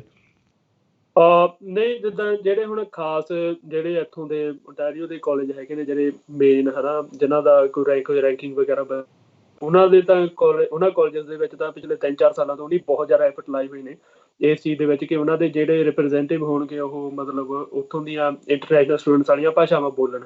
ਇਹਨਾਂ ਕਾਲਜਾਂ ਦੇ ਵਿੱਚ ਨਹੀਂ ਪ੍ਰੋਬਲਮ ਆਉਂਦੀ। ਉਹ ਜ਼ਿਆਦਾ ਜਿੱਦਾਂ ਜਿਹੜੇ ਇੱਥੋਂ ਦੇ ਬਾਹਰਲੇ ਕਾਲਜ ਨੇ ਉੱਥੇ ਹੀ ਗੱਲ ਆਉਂਦੀ ਆ। ਇੱਥੋਂ ਦੇ ਬਾਹਰ ਕਾਲਜ ਨੇ ਉੱਥੇ ਜ਼ਰੂਰ ਇਹ ਪ੍ਰੋਬਲਮਸ ਆਉਂਦੀਆਂ ਸਟੂਡੈਂਟਸ ਨੂੰ। ਕਹਿੰਦੇ ਨੇ ਕਿ ਜੇ ਕੋਈ ਜਿੱਦਾਂ ਈਵਨ ਮੈਂਟਲ ਹੈਲਥ ਦੇ ਨਾਲ ਜਿੱਦਾਂ ਕਹਿ ਲਈਏ ਕਿ ਕਿਸੇ ਦਾ ਕੋਈ ਅਸਾਈਨਮੈਂਟ ਕੋਈ ਟੈਸਟ ਵਗੈਰਾ ਬਾਰੇ ਕੋਈ ਡਿਸਪਿਊਟ ਆ ਸਟੂਡੈਂਟ ਦਾ ਉਹ ਕਈ ਵਾਰ ਲਾਈਕ ਥੋੜ੍ਹੀ ਜਿਹਾ ਕਮਿਊਨੀਕੇਸ਼ਨ ਗੈਪ ਦੇ ਕਰਕੇ ਮਤਲਬ ਇਹ ਨਹੀਂ ਕਿ ਉਹਨਾਂ ਨੂੰ ਇੰਗਲਿਸ਼ ਨਹੀਂ ਆਉਂਦੀ ਹੁੰਦੀ ਪਰ ਤਾਂ ਵੀ ਇੱਕ ਝਿਜਕ ਹੁੰਦੀ ਆ ਬੋਲਣ ਦੀ ਤੇ ਉਹ ਕਮਿਊਨੀਕੇਸ਼ਨ ਗੈਪ ਕਰਕੇ ਜ਼ਰੂਰ ਉਹਨਾਂ ਨੂੰ ਕਿਤੇ ਪ੍ਰੋਬਲਮਸ ਆ ਜਾਂਦੀਆਂ। ਪਰ ਇਹ ਮਤਲਬ ਕੋਈ ਜਨਰਲਾਈਜ਼ ਚੀਜ਼ ਨਹੀਂ ਹੈਗੀ। ਪਰ ਬਰੈਂਪਟਨ ਦੇ ਵਿੱਚ ਜਿੱਦਾਂ ਜਿਹੜੀਆਂ ਕਾਲਜ ਦੀਆਂ ਜਿਹੜੀਆਂ ਸਰਵਿਸਿਜ਼ ਨੇ ਉਹ ਉਹਨਾਂ ਦੀਆਂ ਮੋਸਟ ਆਫ ਦਾ ਕਾਲਜਸ ਦੇ ਵਿੱਚ ਜਿਹੜੀਆਂ ਉਹਨਾਂ ਦੀਆਂ ਆਪਣੀ ਭਾਸ਼ਾ ਦੇ ਵਿੱਚ ਵੀ ਉਪਲਬਧ ਹੁੰਦੀਆਂ। ਬਾਕੀ ਤੁਹਾਡੀ ਗੱਲ ਬਿਲਕੁਲ ਸਹੀ ਆ। ਕਈ ਥਾਂ ਤੇ ਹੁੰਦਾ ਕਿ ਜਿਹੜੇ ਉਹ ਕਮਿਊਨੀਕੇਸ਼ਨ ਗੈਪ ਤੋਂ ਡਰਦਾ ਗੈਪ ਕਈ ਵਾਰ ਹੁੰਦਾ ਵੀ ਨਹੀਂ ਬੰਦਾ ਵੈਸੇ ਡਰਦਾ ਹੀ ਨਹੀਂ ਜਾਂਦਾ ਉਹਨਾਂ ਦੇ ਕੋਲ ਕਿ ਸਾਡੇ ਕੀ ਗੱਲ ਕਰਾਂਗੇ ਇੱਦਾਂ ਵੀ ਦਰਅਸਲ ਹੁੰਦਾ ਕਈ ਵਾਰ। ਤੁਸੀਂ ਕਿਵੇਂ ਨੋਟਿਸ ਕੀਤਾ ਗੁਰਲੀਨ ਕੌਰ PC ਦੇ ਵਿੱਚ ਜਾਂ ਹੋਰ ਵੱਖ-ਵੱਖ ਥਾਵਾਂ ਤੇ ਜਿਵੇਂ ਤੁਹਾਡੇ ਵਾਲੰਟੀਅਰ ਐਲਬਰਟਾ ਦੇ ਵਿੱਚ ਵੀ ਮੈਨੀਟੋਬਾ ਦੇ ਵਿੱਚ ਵੀ ਕੰਮ ਕਰਦੇ ਆ ਵੱਖ-ਵੱਖ ਥਾਵਾਂ ਤੇ ਜਿਹੜੀਆਂ ਆਪਣੀਆਂ ਸੰਸਥਾਵਾਂ ਖੜੀਆਂ ਹੈਗੀਆਂ ਸਟੂਡੈਂਟਸ ਦੇ ਲਈ ਖਾਸ ਤੌਰ ਤੇ ਜਿਹੜੇ ਸਕੂਲਾਂ ਦੇ ਵਿੱਚ ਹੀ ਕਾਲਜਾਂ ਦੇ ਵਿੱਚ ਹੀ ਜਿਵੇਂ ਜਸਪ੍ਰੀਤ ਸਿੰਘ ਨੇ ਦੱਸਿਆ ਕਿ ਫੀਸ ਬਹੁਤ ਜ਼ਿਆਦਾ ਲਈਆਂ ਜਾਂਦੀਆਂ ਪਰ ਉੱਥੇ ਸੇਵਾਵਾਂ ਉਸ ਹਿਸਾਬ ਨਾਲ ਉਪਲਬਧ ਹੈਗੀਆਂ ਜਾਂ ਨਹੀਂ? ਜੀ ਇੱਥੋਂ ਦੇ ਜਿੰਨਾ BC ਦੇ ਕਾਲਜਸ ਹੈਗੇ ਆ ਆਲਮੋਸਟ ਸਾਰੇ ਕਾਲਜਸ ਦੇ ਵਿੱਚ ਕਾਉਂਸਲਿੰਗ ਸਰਵਿਸਿਜ਼ ਅਵੇਲੇਬਲ ਹੈਗੀਆਂ। ਜਿੱਦਾਂ ਮੈਂ ਲੰਗਾਰਾ 'ਚ ਸੀਗੀ ਬਟ ਲੰਗਾਰਾ ਦੇ ਵਿੱਚ ਮੈਨੂੰ ਆਈ ਗੈਸ ਆਪਦੇ 3rd ਈਅਰ 'ਚ ਜਾ ਕੇ ਪਤਾ ਚੱਲਿਆ ਸੀਗਾ ਕਿ ਸਾਡੇ ਕੋਈ ਕਾਲਜ ਦੇ ਵਿੱਚ ਕੁਛ ਕਾਉਂਸਲਿੰਗ ਸਰਵਿਸਿਜ਼ ਕਰਕੇ ਵੀ ਕੁਛ ਹੈਗਾ। ਆਈ ਗੈਸ ਉਸ ਚੀਜ਼ ਦੀ ਪ੍ਰੋਪਰ ਨੌਲੇਜ ਸਟੂਡੈਂਟਸ ਤੱਕ ਪਹੁੰਚ ਰਹੀ ਹੈ ਜਾਂ ਨਹੀਂ ਉਹ ਜ਼ਿਆਦਾ ਮੈਟਰ ਕਰ ਰਿਹਾ ਬਿਕੋਜ਼ ਸਾਰੇ ਕਾਲਜਸ ਦੇ ਵਿੱਚ ਆਈ ਗੈਸ ਕਾਉਂਸਲਿੰਗ ਸਰਵਿਸਿਜ਼ ਹੈਗੀਆਂ। ਕੁਛ ਦੇ ਵਿੱਚ ਸਾਰੀਆਂ ਲੈਂਗੁਏਜਸ ਦੇ ਵਿੱਚ ਅਵੇਲੇਬਲ ਹੈਗੀਆਂ ਕੁਛ ਦੇ ਵਿੱਚ ਜਸਟ ਇੰਗਲਿਸ਼ ਦੇ ਵਿੱਚ ਹੀ ਹੈਗੀਆਂ ਬਟ ਐਟਲੀਸਟ ਹੈਗੀਆਂ ਜ਼ਰੂਰ। ਪ੍ਰੋਬਲਮ ਉੱਥੇ ਆਉਂਦੀ ਹੈ ਜਿੱਥੇ ਸਟੂਡੈਂਟਸ ਨੂੰ ਉਹ ਚੀਜ਼ ਪ੍ਰੋਪਰਲੀ ਦੱਸੀ ਨਹੀਂ। ਅਸੀਂ ਹਮੇਸ਼ਾ ਗੱਲ ਕਰਦੇ ਹੁੰਦੇ ਕਿ ਜਦੋਂ ਵੀ ਇੱਥੇ ਆਉਂਦੇ ਆ ਸਟੂਡੈਂਟਸ ਉਹਨਾਂ ਨੂੰ ਪ੍ਰੋਪਰ ਗਾਈਡੈਂਸ ਮਿਲਦੀ ਹੈ ਕਿ ਨਹੀਂ ਮਿਲਦੀ ਹੈ ਨਾ ਕਿ ਤੁਸੀਂ ਉਹਨਾਂ ਨੂੰ ਦੱਸ ਰਹੇ ਹੋ ਕਿ ਓਕੇ ਇੱਥੇ ਆਹ ਸਰਵਿਸਿਜ਼ ਅਵੇਲੇਬਲ ਹੈਗੀਆਂ ਆਹ ਸਰਵਿਸਿਜ਼ ਨਹੀਂ ਅਵੇਲੇਬਲ ਹੈਗੀਆਂ ਤੁਸੀਂ ਕਿੱਥੋਂ ਕੀ ਚੀਜ਼ ਐਕਸੈਸ ਕਰ ਸਕਦੇ ਹੋ। ਬਹੁਤ ਸਟੂਡੈਂਟਸ ਹੈਗੇ ਆ ਜਿਹੜੇ ਕਾਉਂਸਲਿੰਗ ਇਸੇ ਲਈ ਨਹੀਂ ਲੈਂਦੇ ਬਿਕੋਜ਼ ਉਹਨਾਂ ਨੂੰ ਲੱਗਦਾ ਉਹ ਬਹੁਤ ਐਕਸਪੈਂਸਿਵ ਆ। ਨੋਰਮਲੀ ਤੁਸੀਂ ਆਪਾਂ ਪ੍ਰਾਈਵੇਟ ਕਾਉਂਸਲਰ ਕੋਲੇ ਜਾਂਦੇ ਆ ਮਤਲਬ 150 ਤੋਂ ਲੈ ਕੇ $200 ਚਾਰਜ ਕਰਦੇ ਆ per hour and being international spend ਕਰਨੀ ਉਹਨਾਂ ਦੇ ਬਜਟ ਅਲਾਉ ਨਹੀਂ ਕਰਦਾ ਤਾਂ ਉਹ ਆਪਦੀ ਜਿਹੜੀ ਗੱਲ ਹੈਗੀ ਉਹ ਗੱਲ ਕਰਦੇ ਨਹੀਂ ਹੈਗੇ ਜਸਟ ਕਾਜ਼ ਬਟ ਉਹਨਾਂ ਨੂੰ ਇਹ ਪਤਾ ਨਹੀਂ ਹੁੰਦਾ ਕਿ ਸਾਰੇ ਆਲਮੋਸਟ ਹਰ ਕਾਲਜ ਦੇ ਵਿੱਚ ਆਈ ਗੈਸ ਇੱਕ ਦੋ ਕਾਲਜਸ ਨੂੰ ਛੱਡ ਕੇ ਬਾਕੀ ਸਾਰੇ ਕਾਲਜਸ ਦੇ ਵਿੱਚ ਕਾਉਂਸਲਿੰਗ ਸਰਵਿਸਿਜ਼ ਅਵੇਲੇਬਲ ਹੁੰਦੀਆਂ। ਤੇ ਜਸਪ੍ਰੀਤ ਸਿੰਘ ਜੀ ਤੁਸੀਂ ਜੇ ਕੋਈ ਸਾਡੇ ਦਰਸ਼ਕਾਂ ਦੇ ਵਿੱਚੋਂ ਕੋਈ ਸਟੂਡੈਂਟ ਵੀ ਸੁਣਦੇ ਹੋਣ ਤੇ ਕਿਸੇ ਦੇ ਮਨ ਦੇ ਵਿੱਚ ਕੋਈ ਸ਼ੱਕ ਸ਼ੰਕਾ ਹੋਵੇ ਭਰਮ ਭੁਲੇਖਾ ਹੋਵੇ ਕਾਉਂਸਲਿੰਗ ਨੂੰ ਲੈ ਕੇ ਤੇ ਤੁਸੀਂ ਉਹਨਾਂ ਨੂੰ ਕੀ ਕਹਿਣਾ ਚਾਹੋਗੇ ਵੀ ਕਾਉਂਸਲਿੰਗ ਉਹਨਾਂ ਨੂੰ ਕਿਉਂ ਐਕਸੈਸ ਕਰਨੀ ਚਾਹੀਦੀ ਹੈ ਕਿਵੇਂ ਉਹਨਾਂ ਦਾ ਮਾਨਸਿਕ ਸਿਹਤ ਦੇ ਵਿੱਚ ਬਦਲਾਵ ਆ ਸਕਦਾ ਕਿਵੇਂ ਉਹਨਾਂ ਦੀ ਹੈਲਪ ਹੋ ਸਕਦੀ ਹੈ ਕਾਉਂਸਲਿੰਗ ਦੇ ਰਾਹੀਂ? ਹਾਂਜੀ, ਮੈਂ ਜਿਵੇਂ ਹੁਣ ਆਪਾਂ ਪਹਿਲਾਂ ਮੈਂ ਗੱਲ ਕਰਕੇ ਹੀ ਹਟੇ ਹਾਂ ਕਿ ਸਭ ਨੂੰ ਮੇਨ ਪ੍ਰੋਬਲਮ ਤਾਂ ਇਹ ਆ ਕਿ ਆਪਣੀ ਕਮਿਊਨਿਟੀ ਦੇ ਵਿੱਚ ਆਪਾਂ ਇਸ ਚੀਜ਼ ਨੂੰ ਕੁਝ ਸਮਝਦੇ ਨਹੀਂ। ਹੈਲਥ ਨੂੰ ਆਪਾਂ ਇਹਨੂੰ ਹਮੇਸ਼ਾ ਇਗਨੋਰ ਕਰ ਜਾਂਦੇ ਹਾਂ, ਬਾਕੀ ਹੋਰ ਸਾਰੀਆਂ ਚੀਜ਼ਾਂ ਵੱਲ ਆਪਾਂ ਧਿਆਨ ਦੇਈਦਾ ਪਰ ਮੈਂਟਲ ਹੈਲਥ ਦੇ ਵੱਲ ਨਹੀਂ ਦਿੰਦੇ। ਤੇ ਮੇਰਾ ਤਾਂ ਸਾਰੇ ਵੀਰਾਂ ਭੈਣਾਂ ਨੂੰ ਇਹੀ ਕਹਿਣਾ ਕਿ ਤੁਸੀਂ ਜ਼ਰੂਰ ਜਿੱਥੋਂ ਤੁਹਾਨੂੰ ਇਹ ਸਰਵਿਸਿਜ਼ ਮਿਲਦੀਆਂ ਨੇ, ਤੁਹਾਡੇ ਕਾਲਜਾਂ ਦੇ ਵਿੱਚ ਇਹ ਫ੍ਰੀ ਸਰਵਿਸਿਜ਼ ਹੈਗੀਆਂ ਨੇ, ਬਾਹਰ ਬਹੁਤ ਜ਼ਿਆਦਾ ਆਰਗੇਨਾਈਜੇਸ਼ਨਸ ਹੈਗੀਆਂ ਨੇ ਜਿਨ੍ਹਾਂ ਨੂੰ ਸਰਕਾਰ ਫੰਡ ਕਰਦੀ, ਜਿਹਨਾਂ ਨੂੰ ਸਰਕਾਰ ਪੈਸੇ ਦੇ ਰਹੀ ਹੈ ਇਹ ਸਾਰੇ ਕੰਮ ਕਰਨ ਦੇ ਲਈ। ਤੇ ਬਸ ਪ੍ਰੋਬਲਮ ਇਹ ਆ ਕਿ ਉਹਨਾਂ ਦੀ ਸਟੂਡੈਂਟ ਤੱਕ ਐਕਸੈਸ ਨਹੀਂ ਹੈਗੀ, ਸਟੂਡੈਂਟ ਦੀ ਉਹਨਾਂ ਦੇ ਤੱਕ ਐਕਸੈਸ ਨਹੀਂ ਹੈਗੀ। ਪਰ ਮੇਰੀ ਤਾਂ ਰਿਕੁਐਸਟ ਆ, ਜਿੱਦਾਂ ਕਿਉਂਕਿ ਆਹ ਹੋਮ ਸਿਕਨੈਸ ਇਹ ਚੀਜ਼ਾਂ ਮਤਲਬ ਜਿਹੜਾ ਫਸਟ ਸਟੈਪ ਆ ਨਾ ਇਸ ਪ੍ਰੋਬਲਮ ਦਾ, ਮੈਂਟਲ ਜਿਹੜੇ ਇਸ਼ੂਜ਼ ਨੇ, ਸਟੈਪ ਉਹਦਾ ਹੈਗਾ ਆ ਹੋਮ ਸਿਕਨੈਸ ਤੋਂ ਬਾਅਦ ਫਿਰ ਬੰਦੇ ਨੂੰ ਕਈ ਵਾਰ ਜੋਬ ਨਹੀਂ ਮਿਲਦੀ, ਪੜ੍ਹਾਈ ਦੇ ਵਿੱਚ ਨਹੀਂ ਉਹ ਵਧੀਆ ਕੁਝ ਕਰ ਪਾਉਂਦਾ, ਉਹ ਚੀਜ਼ਾਂ ਗਾਂ ਤੋਂ ਗਾਂ ਵੱਧਦੀਆਂ ਰਹਿੰਦੀਆਂ। ਕਈ ਵਾਰ ਇਮੀਗ੍ਰੇਸ਼ਨ ਦੇ ਨਾਲ ਰਿਲੇਟਡ ਕੋਈ ਪ੍ਰੋਬਲਮ ਆ ਜਾਂਦੀ ਆ, ਤੇ ਜੇ ਬੰਦਾ ਸੁੱਖੀ ਸਾਂਦੀ ਪਾਸ ਹੋ ਜੇ ਤਾਂ ਬਾਅਦ ਚੋਂ PR ਦੀਆਂ ਟੈਨਸ਼ਨਾਂ, ਮਤਲਬ ਇਹ ਜਿਹੜੇ 4-5 ਸਾਲ ਹੁੰਦੇ ਆ, 5-7 ਸਾਲ ਸਟੂਡੈਂਟ ਦੇ, ਇਹ ਮੇਰੇ ਜੋ ਮੇਰਾ ਐਕਸਪੀਰੀਅੰਸ ਆ ਗਿਆ, ਮੈਨੂੰ ਲੱਗਦਾ 99.99% ਜਿਹੜੇ ਇੰਟਰਨੈਸ਼ਨਲ ਸਟੂਡੈਂਟਸ ਨੇ ਉਹਨਾਂ ਨੂੰ ਮੈਂਟਲ ਹੈਲਥ ਸਪੋਰਟ ਦੀ ਜ਼ਰੂਰਤ ਆ। ਜਾਂ ਉਹਨਾਂ ਨੂੰ ਮਤਲਬ ਕਿਸੇ ਦੇ ਨਾਲ ਜ਼ਰੂਰੀ ਨਹੀਂ ਕਿ ਤੁਸੀਂ ਕਿਸੇ ਪ੍ਰੋਫੈਸ਼ਨਲ ਦੇ ਨਾਲ ਜਾਣਾ, ਤੁਸੀਂ ਘੱਟੋ ਘੱਟ ਆਪਣੇ ਨਾਲਦਿਆਂ ਦੇ ਨਾਲ ਹੀ ਗੱਲ ਕਰਨੀ ਕਰੋ, ਆਪਣੇ ਨਾਲਦਿਆਂ ਨਾਲ ਹੀ ਆਪਣੇ ਦਿਲ ਦੀ ਗੱਲ ਕਰਨੀ ਸ਼ੁਰੂ ਕਰੋ ਤਾਂ ਕਿ ਤੁਹਾਡਾ ਮਨ ਦਾ ਬੋਝ ਹਲਕਾ ਹੋ ਸਕੇ। ਅਦਰਵਾਈਜ਼ ਇਹ ਚੀਜ਼ਾਂ ਜਿਹੜੀਆਂ ਇਕੱਠੀਆਂ ਹੁੰਦੀਆਂ ਰਹਿੰਦੀਆਂ ਗੁਬਾਰ ਬਣ ਕੇ ਇੱਕ ਦਿਨ ਕੋਈ ਵੀ ਬਹੁਤ ਗਲਤ ਸਟੈਪ ਬੰਦੇ ਦੇ ਕੋਲੋਂ ਉਠਾ ਸਕਦੀਆਂ। ਤੇ ਮੇਰੀ ਤਾਂ ਇਹੀ ਰਿਕੁਐਸਟ ਆ, ਜੇ ਤੁਸੀਂ ਆਪਣੇ ਸਾਡੇ ਸੋਸ਼ਲ ਮੀਡੀਆ ਦੇ ਪੇਜ ਹੈਗੇ, ਆਪਾਂ ਉਹਨਾਂ ਦੀਆਂ ਡਿਟੇਲਸ ਵਗੈਰਾ ਅਕਸਰ ਸ਼ੇਅਰ ਕਰਦੇ ਰਹਿੰਦੇ ਹਾਂ ਉਹਨਾਂ ਆਰਗੇਨਾਈਜੇਸ਼ਨ ਦੀਆਂ ਜਿਹੜੇ ਤੁਹਾਨੂੰ ਸਪੋਰਟ ਕਰ ਸਕਦੇ ਆ। ਤੁਸੀਂ ਜਾਂ ਸਾਨੂੰ ਮੈਸੇਜ ਕਰ ਦਿਓ, ਅਸੀਂ ਤੁਹਾਡੀ ਉਹਨਾਂ ਦੇ ਨਾਲ ਜਾਂ ਰਾਬਤਾ ਕਰਵਾ ਸਕਦੇ ਹਾਂ, ਜਾਂ ਤੁਸੀਂ ਉਹਨਾਂ ਨੂੰ ਸਿੱਧਾ ਕੰਟੈਕਟ ਕਰ ਸਕਦੇ ਹੋ। ਪਰ ਇਹ ਬਹੁਤ ਜ਼ਿਆਦਾ ਜ਼ਰੂਰੀ ਹੈ। ਆਮ ਤੌਰ ਤੇ ਸੁਣਨ ਵਿੱਚ ਆਉਂਦਾ ਕਿ 5 ਵਿੱਚੋਂ 1 ਵਿਅਕਤੀ ਨੂੰ ਕਿਸੇ ਵੀ ਟਾਈਮ ਸਾਲ ਦੇ ਵਿੱਚ ਮਾਨਸਿਕ ਰੋਗ ਦੀ ਕੋਈ ਬਿਮਾਰੀ ਹੋ ਸਕਦੀ ਆ, ਉਹ ਮਾਨਸਿਕ ਰੋਗ ਤੋਂ ਪੀੜਤ ਹੋ ਸਕਦੇ ਆ। ਤੇ ਕੁਝ ਸਾਲ ਪਹਿਲਾਂ ਇੱਕ ਸਰਵੇਖਣ ਕੀਤਾ ਗਿਆ ਸੀ ਪੰਜਾਬ ਦੇ ਵਿੱਚ, ਜਿਹੜਾ ਕਿ ਇੱਕ ਵਿਲੱਖਣ ਤੌਰ ਤੇ ਦੇਖਿਆ ਗਿਆ ਕਿ ਪੰਜਾਬ ਦੇ ਵਿੱਚ ਹੀ ਉੱਥੇ 5 ਵਿੱਚੋਂ 1 ਵਿਅਕਤੀ ਦੇ ਥਾਂ ਤੇ 8 ਵਿੱਚੋਂ 1 ਵਿਅਕਤੀ ਜਾਂ 9 ਵਿੱਚੋਂ ਇਸ ਤਰ੍ਹਾਂ ਉਹਨਾਂ ਦੇ ਅੰਕੜੇ ਆਏ ਸੀ ਕਿ ਓਨਲੀ 15% ਇਫੈਕਟ ਹੁੰਦਾ। ਤੇ ਬਾਅਦ ਦੇ ਵਿੱਚ ਫਿਰ ਜਦੋਂ ਉਹਨਾਂ ਨੇ ਐਨਾਲਾਈਜ਼ ਕੀਤਾ ਤੇ ਸਾਹਮਣੇ ਆਇਆ ਕਿ ਵਾਕਈ ਇਸ ਤਰ੍ਹਾਂ ਦੀ ਗੱਲ ਨਹੀਂ, ਪਰ ਲੋਕੀ ਉਸ ਗੱਲ ਨੂੰ ਲੁਕਾਉਂਦੇ ਆ। ਈਵਨ ਜਦੋਂ ਸਰਵੇਖਣ ਹੁੰਦਾ ਤਾਂ ਵੀ ਲੁਕਾਉਂਦੇ ਆ, ਵੀ ਖੁੱਲ ਕੇ ਦੱਸਦੇ ਨਹੀਂ ਵੀ ਮੈਂ ਇਸ ਗੱਲ ਤੋਂ ਪੀੜਤ ਹਾਂ। ਸੋ ਇਹਦੇ ਵਿੱਚ ਬਹੁਤ, ਜਿਵੇਂ ਆਪਾਂ ਕਹਿੰਦੇ ਹਾਂ, ਲੋਕ ਲੱਜਾ, ਸਟਿਗਮਾ ਹੁੰਦਾ। ਸੋ ਗੁਰਲੀਨ ਜੀ, ਤੁਸੀਂ ਕਿਵੇਂ ਉਸ ਸਟਿਗਮਾ ਨੂੰ ਕਿਵੇਂ ਆਪਾਂ ਕੰਬੈਟ ਕਰ ਸਕਦੇ ਹਾਂ ਜਦੋਂ ਤੁਸੀਂ ਦੇਖਦੇ ਹੋ ਤੁਹਾਡੇ ਕੋਲ ਸਟੂਡੈਂਟ ਆਉਂਦੇ ਆ, ਤੁਹਾਡੇ ਸਾਹਮਣੇ ਕੋਈ ਕੇਸ ਆਉਂਦਾ ਤੇ ਉਹ ਗੱਲ ਕਰਨ ਤੋਂ ਕਤਰਾਉਂਦੇ ਆ, ਝਿਜਕਦੇ ਆ, ਤੇ ਤੁਸੀਂ ਉਹਨਾਂ ਨੂੰ ਉਸ ਜਿਹੜਾ ਡਰ ਹੈਗਾ, ਜਿਹੜੇ ਭਰਮ ਭੁਲੇਖੇ ਹੈਗੇ, ਉਹਨਾਂ ਤੋਂ ਉੱਪਰ ਕਿਵੇਂ ਤੁਸੀਂ ਉਹਨਾਂ ਨੂੰ ਹੈਲਪ ਕਰਦੇ ਹੋ? ਜੀ, ਸਾਰਿਆਂ ਨਾਲੋਂ ਪਹਿਲਾਂ ਜਿਹੜੀ ਚੀਜ਼ ਮੈਨੂੰ ਲੱਗਦੀ ਆ ਇੰਪੋਰਟੈਂਟ ਹੈਗੀ, ਉਹਨਾਂ ਲਈ ਇੱਕ ਸੇਫ ਸਪੇਸ ਪ੍ਰੋਵਾਈਡ ਕਰਨਾ। ਸੋ ਕਿਸੇ ਨੂੰ ਕੋਈ ਪ੍ਰੋਬਲਮ ਆ ਰਹੀ ਹੈ ਮੈਂਟਲ ਹੈਲਥ ਦੀ, ਮੇਬੀ ਉਹਨਾਂ ਦਾ ਕੋਈ ਫਾਈਨੈਂਸ਼ੀਅਲ ਇਸ਼ੂ ਚੱਲ ਰਿਹਾ, ਜਾਂ ਮੇਬੀ ਕੋਈ ਉਹਨਾਂ ਦਾ ਕੋਈ ਰਿਲੇਸ਼ਨਸ਼ਿਪ ਇਸ਼ੂ ਹੈਗਾ, ਤੇ ਉਹਨਾਂ ਨੂੰ ਉਹ ਚੀਜ਼ ਬਾਰੇ ਗੱਲ ਕਰਨ ਤੋਂ ਮੇਬੀ ਸ਼ਰਮ ਆਉਂਦੀ, ਜਾਂ ਮੇਬੀ ਉਹਨਾਂ ਨੂੰ ਲੱਗਦਾ ਕਿ ਮੈਂ ਕਿਸੇ ਨੂੰ ਆਪਦੇ ਰਿਲੇਸ਼ਨਸ਼ਿਪ ਬਾਰੇ ਦੱਸੂਗਾ ਤਾਂ ਉਹਨਾਂ ਨੇ ਮੇਰਾ ਮਜ਼ਾਕ ਬਣਾਉਣਾ। ਮੇਬੀ ਲਾਈਕ ਇਹ ਰੀਜ਼ਨ ਹੋ ਸਕਦੇ ਆ ਕਿ ਉਹ ਆਪਦੇ ਫਰੈਂਡਸ ਕੋਲੇ ਜਾਂ ਆਪਦੇ ਕਿਸੇ ਨੋਨ ਕੋਲੇ ਉਹ ਗੱਲ ਨਹੀਂ ਕਰਦੇ।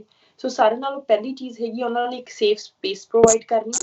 ਸਾਡੇ ਕੋਲ ਜਿੰਨੇ ਵੀ ਮੈਂਟਲ ਹੈਲਥ ਦੇ ਕੇਸਿਸ ਆਉਂਦੇ ਆ, 100% ਕੌਨਫੀਡੈਂਸ਼ੀਅਲ ਕੇਸਿਸ ਹੁੰਦੇ ਆ। ਜੇ ਉਹਨਾਂ ਦੀ ਮੇਰੇ ਨਾਲ ਗੱਲ ਹੋ ਰਹੀ ਆ ਤਾਂ ਉਹ ਗੱਲ ਸਿਰਫ ਮੇਰੇ ਤੱਕ ਹੀ ਆ। ਜੇ ਟੀਮ ਦੇ ਕਿਸੇ ਹੋਰ ਮੈਂਬਰ ਨਾਲ ਗੱਲ ਹੋ ਰਹੀ ਹੈ ਤਾਂ ਸਿਰਫ ਉਹਨਾਂ ਨਾਲ ਹੀ ਆ, ਇੱਧਰ ਉਹਨਾਂ ਦੇ ਕਾਉਂਸਲਰ ਨਾਲ ਗੱਲ ਹੋਊਗੀ। ਸਾਰਿਆਂ ਨਾਲ ਪਹਿਲਾਂ ਅਸੀਂ ਜਿਹੜਾ ਟਰਾਈ ਕਰਦੇ ਹਾਂ ਉਹਨਾਂ ਲਈ ਇੱਕ ਸੇਫ ਸਪੇਸ ਪ੍ਰੋਵਾਈਡ ਕਰਨਾ। ਦੂਜੀ ਗੱਲ ਹੁੰਦੀ ਆ ਇਸ ਚੀਜ਼ ਬਾਰੇ ਡਿਸਕਸ਼ਨ ਕਰਨਾ ਕੰਟੀਨਿਊਸਲੀ। ਜਿੰਨਾ ਆਪਾਂ ਇਸ ਚੀਜ਼ ਨੂੰ ਵੱਧ ਡਿਸਕਸ ਕਰਦੇ ਹਾਂ ਆਨਲਾਈਨ, ਸਾਡੇ ਪਲੇਟਫਾਰਮ ਤੇ ਅਸੀਂ ਰੈਗੂਲਰ ਇਹਦੇ ਬਾਰੇ ਲਾਈਵ ਸੈਸ਼ਨਸ ਔਰ ਅਸੀਂ ਵੀਡੀਓਜ਼ ਪੋਸਟ ਕਰਦੇ ਰਹਿੰਦੇ ਹਾਂ ਅਬਾਊਟ ਮੈਂਟਲ ਹੈਲਥ, ਕਿ mental health is not something ਕਿ ਬਹੁਤ ਵੱਡੀ ਗੱਲ ਹੈਗੀ ਆ। ਲਾਈਕ ਆਲਮੋਸਟ ਸਾਰਿਆਂ ਨੂੰ ਕੋਈ ਨਾ ਕੋਈ ਇਸ਼ੂ ਹੁੰਦਾ, ਲਾਈਕ ਕਿਸੇ ਨੂੰ ਐਂਜ਼ਾਈਟੀ ਪ੍ਰੋਬਲਮ ਹੋ ਰਹੀ ਹੈ, ਕਿਸੇ ਨੂੰ ਡਿਪਰੈਸ਼ਨ ਇਸ਼ੂ ਹੈਗਾ, ਕਿਸੇ ਨੂੰ ਕੁਛ ਵੀ ਹੈ। ਸੋ ਆਲਮੋਸਟ ਸਾਰਿਆਂ ਨੂੰ ਉਹ ਸਟ੍ਰੈਸ ਹੁੰਦਾ, ਤਾਂ ਬਹੁਤ ਕਾਮਨ ਚੀਜ਼ ਹੈਗੀ ਹੈ ਇਹ ਜਿਹੜੇ ਮੈਂਟਲ ਹੈਲਥ ਇਸ਼ੂਜ਼ ਆ ਰਹੇ ਆ। ਸੋ ਇਹਦੇ ਬਾਰੇ ਅਸੀਂ ਤਾਂ ਕਿ ਸਾਰਿਆਂ ਨੂੰ, ਜੇ ਕਿਸੇ ਨੂੰ ਕੋਈ ਵੀ ਪ੍ਰੋਬਲਮ ਆ ਰਹੀ ਹੈ ਤਾਂ ਉਹਨੂੰ ਇਹ ਨਾ ਲੱਗੇ ਕਿ ਮੈਂ ਕੁਛ ਡਿਫਰੈਂਟ ਹਾਂ ਜਾਂ ਮੇਰੇ ਨਾਲ ਹੀ ਕੁਛ ਬਹੁਤ ਜ਼ਿਆਦਾ ਗਲਤ ਹੋ ਗਿਆ, ਬਾਕੀ ਕਿਸੇ ਨਾਲ ਨਹੀਂ ਹੋਇਆ, ਮੈਂ ਇਕੱਲਾ ਹੀ ਆ ਇਸ ਚੀਜ਼ ਦੇ ਵਿੱਚ। ਸੋ ਇਸ ਚੀਜ਼ ਨੂੰ ਗੱਲਬਾਤ ਹੋਈ ਹੈ। I have example here. ਕਾਫੀ ਟਾਈਮ ਪਹਿਲਾਂ ਜਦੋਂ ਮੈਂ ਸਟੱਡੀ ਦੌਰਾਨ ਸੀਗੀ, ਤਾਂ I was going through some issues, ਤਾਂ ਮੈਂ ਕਾਉਂਸਲਿੰਗ ਲੈ ਰਹੀ ਸੀ। I remember ਮੈਂ ਆਪਦੇ ਮੰਮਾ ਨੂੰ ਦੱਸ ਰਹੀ ਸੀਗੀ ਕਿ ਓਕੇ ਮੈਨੂੰ ਏਦਾਂ ਕੁਝ ਇਸ਼ੂਜ਼ ਆ ਰਹੇ ਸੀਗੇ, ਤਾਂ ਮੈਂ ਏਦਾਂ ਕਾਉਂਸਲਿੰਗ ਲੈ ਰਹੀ ਹਾਂ। I remember ਮੇਰੇ ਮਮ ਨੇ ਮੈਨੂੰ ਇਹ ਗੱਲ ਕਹੀ ਸੀ, ਓਕੇ ਠੀਕ ਆ, ਮੈਂ ਕਿਸੇ ਰਿਸ਼ਤੇਦਾਰ ਨੂੰ ਨਹੀਂ ਦੱਸਿਆ ਕੁਛ, ਤੇ ਤੂੰ ਵੀ ਕਿਸੇ ਕੋਲੇ ਗੱਲ ਨਾ ਕਰੀ ਵੀ ਤੇਰੀ ਕਾਉਂਸਲਿੰਗ ਚੱਲਦੀ ਆ। ਐਵੇਂ ਲੋਕੀ ਗੱਲਾਂ ਕਰਨਗੇ ਵੀ ਇਹਦਾ ਤਾਂ ਕੁਛ ਪ੍ਰੋਬਲਮ ਆ ਗਈ ਇਹਨੂੰ, ਕੱਲ ਨੂੰ ਐਵੇਂ ਗੱਲਾਂ ਕਰਨਗੇ। ਸੋ ਉਦਾਂ ਦੀਆਂ ਗੱਲਾਂ ਦੇ ਵਿੱਚ ਆਈ ਗੈਸ ਪੇਰੈਂਟਸ ਨੂੰ ਵੀ ਬਹੁਤ ਜ਼ਰੂਰਤ ਹੈਗੀ ਆ ਹਨਾ, ਕਿ ਜੇ ਕਿਸੇ ਨੂੰ ਕੋਈ ਏਦਾਂ ਦੇ ਇਸ਼ੂਜ਼ ਹੈਗੇ ਆ ਉਹਨਾਂ ਦੇ ਬੱਚੇ ਨੂੰ, ਤਾਂ ਉਹਨਾਂ ਨਾਲ ਉਹ ਰੈਗੂਲਰਲੀ ਗੱਲ ਕਰਨ, ਉਹਨਾਂ ਨਾਲ ਜੋ ਵੀ ਉਹਨਾਂ ਦੀਆਂ ਪੁਰਾਣੀਆਂ ਗੱਲਾਂ ਹੈਗੀਆਂ ਨਾਰਮਲੀ ਉਹਨਾਂ ਨੂੰ ਲਾਈਕ ਖੁਸ਼ ਕਰਨ ਦੀਆਂ ਗੱਲਾਂ ਕਰਨ ਹਾਂ। ਸੋ ਨਾਟ ਕਿ ਉਹਨਾਂ ਨੂੰ ਇਹ ਕਰਨ ਕਿ ਓਕੇ ਠੀਕ ਹੈ ਜੇ ਤੈਨੂੰ ਕੋਈ ਪ੍ਰੋਬਲਮ ਹੈਗੀ ਹੈ ਤਾਂ ਕਿਸੇ ਨੂੰ ਦੱਸ ਨਾ, ਤੂੰ ਆਪਦੇ ਤੱਕ ਹੀ ਰੱਖ। ਸੋ ਇੱਕ ਪੈਰੈਂਟਸ ਦਾ ਵੀ ਬਹੁਤ ਇੰਪੋਰਟੈਂਟ ਰੋਲ ਇਹਦੇ ਵਿੱਚ ਹੁੰਦਾ ਆਈ ਗੈਸ। ਬਿਲਕੁਲ ਜੀ। ਤੇ ਜਿਹੜੀ ਤੁਸੀਂ ਗੱਲ ਕੀਤੀ ਸ਼ਬਦਾਵਲੀ ਦੀ, ਹੁਣ ਜਦੋਂ ਆਪਾਂ ਕਹਿੰਦੇ ਆ ਮੈਂਟਲ ਸ਼ਬਦ ਵੀ ਜਿਹੜਾ ਵਰਤਿਆ ਜਾਂਦਾ, ਕਈ ਲੋਕ ਉਸ ਸ਼ਬਦ ਨੂੰ ਹੀ ਗਲਤ ਲੈ ਲੈਂਦੇ ਆ। ਜਦੋਂ ਆਪਾਂ ਮਾਨਸਿਕ ਸਿਹਤ ਬਾਰੇ ਗੱਲ ਕਰਦੇ ਹਾਂ, ਜਦੋਂ ਪੰਜਾਬੀ ਦੇ ਵਿੱਚ ਤਰਜਮਾ ਕਰਦੇ ਹਾਂ ਕਿਸੇ ਚੀਜ਼ ਦਾ, ਫਿਰ ਥੋੜਾ ਜਿਹਾ ਜ਼ਿਆਦਾ ਉਸ ਦੀ ਪਛਾਣ ਹੋ ਜਾਂਦੀ ਹੈ। ਸਾਡੇ ਜਿਹੜੇ ਡਿਫੈਂਸਿਸ ਹੁੰਦੇ ਆ ਉਹ ਥੋੜੇ ਜਿਹੇ ਲੋਅਰ ਹੋ ਜਾਂਦੇ ਆ। ਸੋ ਜਸਪ੍ਰੀਤ ਸਿੰਘ, ਤੁਸੀਂ ਕਿਵੇਂ ਸੋਚਦੇ ਆ ਜਦੋਂ ਅਸੀਂ ਗੱਲ ਕਰਦੇ ਹਾਂ ਮਾਨਸਿਕ ਸਿਹਤ ਬਾਰੇ ਜਾਂ ਕਾਉਂਸਲਿੰਗ ਬਾਰੇ, ਕਿ ਇਹ ਵੀ ਸੱਚ ਆ ਵੀ ਜਿਹੜੀ ਸ਼ਬਦਾਵਲੀ ਅਸੀਂ ਵਰਤਦੇ ਹਾਂ ਉਹਦਾ ਬਹੁਤ ਪ੍ਰਭਾਵ ਪੈਂਦਾ ਲੋਕਾਂ ਤੇ? ਜਦੋਂ ਅਸੀਂ ਮੈਂਟਲ ਹੈਲਥ ਕਹਿੰਦੇ ਆ ਤਾਂ ਕੁਝ ਹੋਰ ਚੀਜ਼ ਹੁੰਦੀ ਆ, ਮਾਨਸਿਕ ਸਿਹਤ ਕਹਿੰਦੇ ਆ ਤਾਂ ਕੁਝ ਹੋਰ ਚੀਜ਼। ਇਹਦੇ ਵਿੱਚ ਭਾਸ਼ਾ ਦਾ ਕਿੰਨਾ ਕੁ ਮਹੱਤਵਤਾ ਹੈਗੀ ਆ? ਨਹੀਂ, ਬਿਲਕੁਲ ਤੁਹਾਡੀ ਗੱਲ ਸਹੀ ਹੈ ਕਿ ਸ਼ਬਦ ਹੀ ਜਦੋਂ ਪੰਜਾਬੀ ਦਾ ਸ਼ਬਦ ਵਰਤੀਦਾ ਕਿ ਗੱਲ ਆਮ ਜਿਹੀ ਲੱਗਦੀ ਆ, ਠੀਕ ਲੱਗਦੀ, ਸੀਰੀਅਸ ਲੱਗਦੀ ਆ ਚੀਜ਼, ਪਰ ਜਦੋਂ ਆਪਾਂ ਮੈਂਟਲ ਸ਼ਬਦ ਵਰਤੀਦਾ ਉਹ ਆਪਣੀ ਪਰਸੈਪਸ਼ਨ ਕ੍ਰੀਏਟ ਹੋਈ ਆ ਕਿ ਮੈਂਟਲ ਦਾ ਮਤਲਬ ਬਸ ਮੈਂਟਲ ਹੀ ਆ ਹਨਾ। ਤੇ ਇਹ ਕਾਫੀ ਹੱਦ ਤੱਕ ਇਹ ਚੀਜ਼ ਮੈਟਰ ਕਰਦੀ ਆ, ਪਰ ਮਤਲਬ ਮੋਸਟ ਆਫ ਟਾਈਮ ਇਹ ਚੀਜ਼ ਮੈਟਰ ਕਰਦੀ ਆ। ਪਰ ਅਦਰਵਾਈਜ਼ ਇੱਕ ਜਿਹੜੀ ਇਹਦੇ ਪਿੱਛੇ ਜਿਹੜੀ ਚੀਜ਼ ਆ ਇਸ ਪ੍ਰੋਬਲਮ ਦੇ, ਉਹ ਮੈਂ ਕਹੂੰਗਾ ਕਿ ਲੈਕ ਆਫ ਅਵੇਅਰਨੈਸ ਜ਼ਿਆਦਾ, ਕਿਉਂਕਿ ਕਹਿੰਦੇ ਨਹੀਂ ਹੁੰਦੇ prevention is better than cure.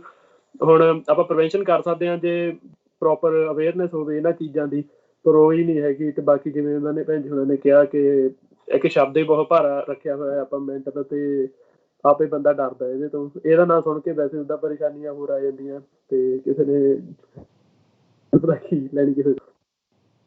ਸੋ ਪਿਛਲੇ ਸਮੇਂ ਦੇ ਵਿੱਚ ਇੱਕ ਗੌਰਮੈਂਟ ਵੱਲੋਂ ਵੀ ਗ੍ਰਾਫਿਕ ਰਿਲੀਜ਼ ਹੋਇਆ ਸੀ, ਜਿਸ ਦੇ ਵਿੱਚ ਉਹਨਾਂ ਨੇ ਕਿਹਾ ਕਿ ਜੇ ਤੁਹਾਨੂੰ ਕਿਸੇ ਤਰ੍ਹਾਂ ਦਾ ਮਾਨਸਿਕ ਤਣਾਅ ਹੈਗਾ, ਮਾਨਸਿਕ ਪਰੇਸ਼ਾਨੀ ਹੈਗੀ ਹੈ, ਤਾਂ ਤੁਸੀਂ ਜ਼ਰੂਰ ਆਪਣੇ ਲਈ ਟਾਈਮ ਕੱਢਿਆ ਕਰੋ।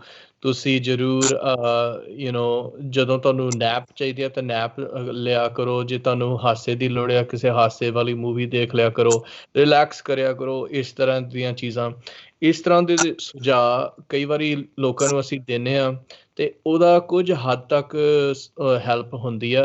ਪਰ ਜਦੋਂ ਸਿਸਟੈਮਿਕ ਲੈਵਲ ਤੇ ਰੁਕਾਵਟਾਂ ਹੋਣ, ਸਿਸਟੈਮਿਕ ਲੈਵਲ ਤੇ ਸਟੂਡੈਂਟਸ ਨੂੰ ਕਈ ਤਰ੍ਹਾਂ ਦੀ ਤੰਗੀਆਂ ਹੋਣ, ਤਾਂ ਫਿਰ ਉਹਨਾਂ ਨੂੰ ਦੂਰ ਕਰਨ ਲਈ ਹੋਰ ਸਾਨੂੰ ਕੰਮ ਕਰਨ ਦੀ ਲੋੜ ਹੁੰਦੀ ਹੈ। ਸੋ ਗੁਰਲੀਨ, ਤੁਸੀਂ ਕੀ ਨੋਟਿਸ ਕੀਤਾ ਖਾਸ ਤੌਰ ਪੈਂਡੈਮਿਕ ਦੇ ਵਿੱਚ ਸਟੂਡੈਂਟਸ ਨੂੰ ਕਿਸ ਤਰ੍ਹਾਂ ਦੀਆਂ ਰੁਕਾਵਟਾਂ ਆਈਆਂ ਜਿਨ੍ਹਾਂ ਕਰਕੇ ਹੀ ਉਹਨਾਂ ਨੂੰ ਮਾਨਸਿਕ ਤਣਾਅ ਹੋਇਆ? ਜੀ, ਪੈਂਡੈਮਿਕ ਦੇ ਦੌਰਾਨ ਸਾਰੇ ਸਟੂਡੈਂਟਸ ਨੂੰ ਡਿਫਰੈਂਟ ਤਰ੍ਹਾਂ ਦੀਆਂ ਪ੍ਰੋਬਲਮਸ ਆਈਆਂ, ਜਿਹਦੇ ਵਿੱਚ ਇਮੋਸ਼ਨਲੀ ਉਹਨਾਂ ਨੂੰ ਪੈਂਡੈਮਿਕ ਨੇ ਬਹੁਤ ਬੁਰੀ ਤਰ੍ਹਾਂ ਹਿੱਟ ਕੀਤਾ, ਪਲੱਸ ਫਾਈਨੈਂਸ਼ੀਅਲੀ ਵੀ ਕੀਤਾ। ਇਮੋਸ਼ਨਲੀ ਜਿਹੜੇ ਸਟੂਡੈਂਟਸ ਆਲਰੇਡੀ ਇੱਥੇ ਆਏ ਹੋਏ ਸੀਗੇ, ਕਾਫੀ ਟਾਈਮ ਤੋਂ ਆਏ ਹੋਏ ਸੀਗੇ, ਯੂਜਲੀ ਸਾਰਿਆਂ ਦੇ ਪੇਰੈਂਟਸ, ਜਿਨ੍ਹਾਂ ਦੇ ਵੀ ਪੇਰੈਂਟਸ ਮਿਲਣ ਆਉਂਦੇ ਆ ਉਹ ਯੂਜਲੀ ਸਮਰ ਟਾਈਮ ਆਉਂਦੇ ਆ। ਜਿਸ ਟਾਈਮ ਆਪਣੇ ਟਰੈਵਲ ਰਿਸਟ੍ਰਿਕਸ਼ਨ ਲੱਗ ਚੁੱਕੀਆਂ ਸੀਗੀਆਂ, ਤਾਂ ਬਹੁਤ ਇਹੋ ਜਿਹੇ ਸਟੂਡੈਂਟ ਸੀਗੇ ਜਾਂ ਪੈਰੈਂਟ ਸੀਗੇ ਜਿਨ੍ਹਾਂ ਨੇ ਸਮਰ ਦੇ ਵਿੱਚ ਆਪਦੇ ਬੱਚਿਆਂ ਨੂੰ ਮਿਲਣ ਆਉਣਾ ਸੀਗਾ, ਤਾਂ ਉਹਨਾਂ ਦਾ ਜਦੋਂ ਸਾਰਾ ਕੁਝ ਉਹ ਕੈਂਸਲ ਹੋਇਆ, ਤਾਂ ਉਹ ਚੀਜ਼ ਦਾ ਇੱਕ ਮਤਲਬ ਆਪਾਂ ਕਹਿ ਦਿੰਦੇ ਹਾਂ ਵੀ ਹੋਮ ਸਿਕਨੈਸ ਜਿਹੜੀ ਸੀਗੀ, ਇੱਕ ਪੁਆਇੰਟ ਹੁੰਦਾ ਕਿ ਹਾਂ ਠੀਕ ਹੈ ਹੁਣ ਮੈਂ ਆਪਦੇ ਘਰਦਿਆਂ ਨੂੰ ਮਿਲ ਲੈਣਾ, ਪਰ ਜਦੋਂ ਉਹ ਟਾਈਮ ਵੱਧ ਜਾਂਦਾ ਤਾਂ ਉਸ ਟਾਈਮ ਤੇ ਉਹ ਬਹੁਤ ਸੈਡ ਸੀਗੇ। ਸੋ ਇੱਕ ਇਹ ਵੀ ਰੀਜ਼ਨ ਸੀਗਾ। ਦੂਜਾ ਰੀਜ਼ਨ ਸੀਗਾ, ਜਿਹੜੇ ਸਟੂਡੈਂਟਸ ਰੀਸੈਂਟਲੀ ਇੱਥੇ ਆਏ ਸੀਗੇ, ਤਾਂ ਉਹ ਬਹੁਤ ਸਟੂਡੈਂਟ ਸੀਗੇ ਜਿਹੜੇ CERB ਲਈ ਐਲੀਜੀਬਲ ਨਹੀਂ ਸੀਗੇ। ਸੋ ਫਾਈਨੈਂਸ਼ੀਅਲੀ ਉਹਨਾਂ ਦੀਆਂ ਜੌਬਸ ਚਲੀਆਂ ਗਈਆਂ ਸੀਗੀਆਂ, ਸਟੋਰਸ ਬੰਦ ਹੋ ਚੁੱਕੇ ਸੀਗੇ, ਜਾਂ ਜੇ ਕਿਸੇ ਨੂੰ ਕੋਵਿਡ ਹੋ ਚੁੱਕਿਆ ਸੀਗਾ ਜਾਂ ਕੁਛ ਵੀ, ਉਹ ਘਰੇ ਬੈਠੇ ਸੀਗੇ, ਉਹਨਾਂ ਦੇ ਨਾਲ ਦੇ ਫਰੈਂਡਸ ਨੂੰ ਘਰੇ ਬੈਠਣਾ ਪਿਆ ਸੀਗਾ। ਯੂਜਲੀ ਕਾਜ਼ ਸਟੂਡੈਂਟਸ ਇੱਕ ਬੇਸਮੈਂਟ ਦੇ ਵਿੱਚ ਲਾਈਕ 3 ਜਾਂ 4 ਜਾਣੇ ਇਕੱਠੇ ਸ਼ੇਅਰਿੰਗ ਦੇ ਵਿੱਚ ਰਹਿੰਦੇ ਆ, ਸੋ ਉਸ ਟਾਈਮ ਤੇ ਫਾਈਨੈਂਸ਼ੀਅਲੀ ਉਹਨਾਂ ਤੇ ਕਾਫੀ ਬਰਡਨ ਪੈ ਰਿਹਾ ਸੀਗਾ। ਫੀਸਿਸ ਡਿਊ ਸੀਗੀਆਂ। ਇੱਕ ਦੋ ਕਾਲਜਸ ਨੇ ਕੀਤਾ ਸੀਗਾ ਕਿ ਤੁਸੀਂ ਆਪਦੀ ਫੀਸ ਲੇਟ ਭਰ ਸਕਦੇ ਹੋ, ਬਟ ਮੋਸਟਲੀ ਕਾਲਜਸ ਜਿਹੜੇ ਸੀਗੇ ਉਹਨਾਂ ਦੀ ਫੀਸ ਜਿਹੜੀ ਟਾਈਮ ਤੇ ਹੀ ਡਿਊ ਸੀਗੀ। ਸੋ ਉਹ ਵੀ ਇੱਕ ਰੀਜ਼ਨ ਸੀਗਾ ਜਿਹਦੇ ਕਰਕੇ ਸਟ੍ਰੈਸ ਕਾਫੀ ਵੱਧ ਰਿਹਾ ਸੀਗਾ। ਐਂਡ ਮੋਸਟਲੀ ਮੈਨੂੰ ਜਿਹੜੀ ਚੀਜ਼ ਪਰਸਨਲੀ ਮੈਂ ਫੀਲ ਕੀਤੀ ਆ ਕਿ ਜਿੱਦਾਂ ਜਿਹੜੇ ਮੇਰੇ ਕੋਲ ਕੇਸਿਸ ਆਏ ਸੀਗੇ ਪਰਸਨਲੀ, ਬਹੁਤ ਸਟੂਡੈਂਟਸ ਏਦਾਂ ਸੀਗੇ ਕੋਜ਼ ਜਿੱਥੇ ਵੀ ਕਿਸੇ ਵੀ ਕੰਟਰੀ ਦੇ ਵਿੱਚ ਜੇ ਕੋਈ ਕੁਆਰੰਟੀਨ ਸੀਗਾ ਜਾਂ ਕਿਸੇ ਨੂੰ ਘਰੇ ਰਹਿਣਾ ਪੈ ਰਿਹਾ ਸੀਗਾ ਤਾਂ ਉਹਨਾਂ ਕੋਲ ਉਹਨਾਂ ਦੀ ਫੈਮਿਲੀ ਸੀਗੀ। ਚਾਹੇ ਉਹ 10 ਦਿਨ 15 ਦਿਨ 1 ਮਹੀਨਾ ਘਰੇ ਰਹਿ ਰਹੇ ਸੀਗੇ ਤਾਂ ਉਹ ਆਪਦੀ ਫੈਮਿਲੀ ਦੇ ਨਾਲ ਟਾਈਮ ਸਪੈਂਡ ਕਰ ਰਹੇ ਸੀ। ਪਰ ਇੰਟਰਨੈਸ਼ਨਲ ਸਟੂਡੈਂਟਸ ਦੀ ਗੱਲ ਕਰੀਏ, ਜਿਵੇਂ ਵੀਰੇ ਨੇ ਕਿਹਾ ਕਿ ਉਹ ਇਕੱਲੇ ਹੁੰਦੇ ਆ, ਚਾਹੇ ਉਹ ਇੱਕ ਗਰੁੱਪ ਦੇ ਵਿੱਚ ਰਹਿ ਰਹੇ ਆ, ਚਾਹੇ 5 ਜਾਣੇ 10 ਜਾਣੇ, ਐਟ ਦੀ ਐਂਡ ਆਫ ਦਾ ਡੇ ਤੁਸੀਂ ਇਕੱਲੇ ਹੁੰਦੇ ਹੋ। ਸੋ ਉਹ ਇੱਕ ਬਹੁਤ ਵੱਡੀ ਪ੍ਰੋਬਲਮ ਸੀ ਜਿੱਥੇ ਉਹਨਾਂ ਨੂੰ ਇਹ ਲੱਗ ਰਿਹਾ ਸੀ ਕਿ ਵਰਲਡ ਦੇ ਵਿੱਚ ਇੰਨਾ ਕੁਝ ਚੱਲ ਰਿਹਾ ਤੇ ਉਸ ਟਾਈਮ ਤੇ ਉਹ ਇਕੱਲੇ ਖੜੇ ਆ ਸਾਰਾ ਕੁਝ ਫੇਸ ਕਰਨ ਦੇ ਲਈ।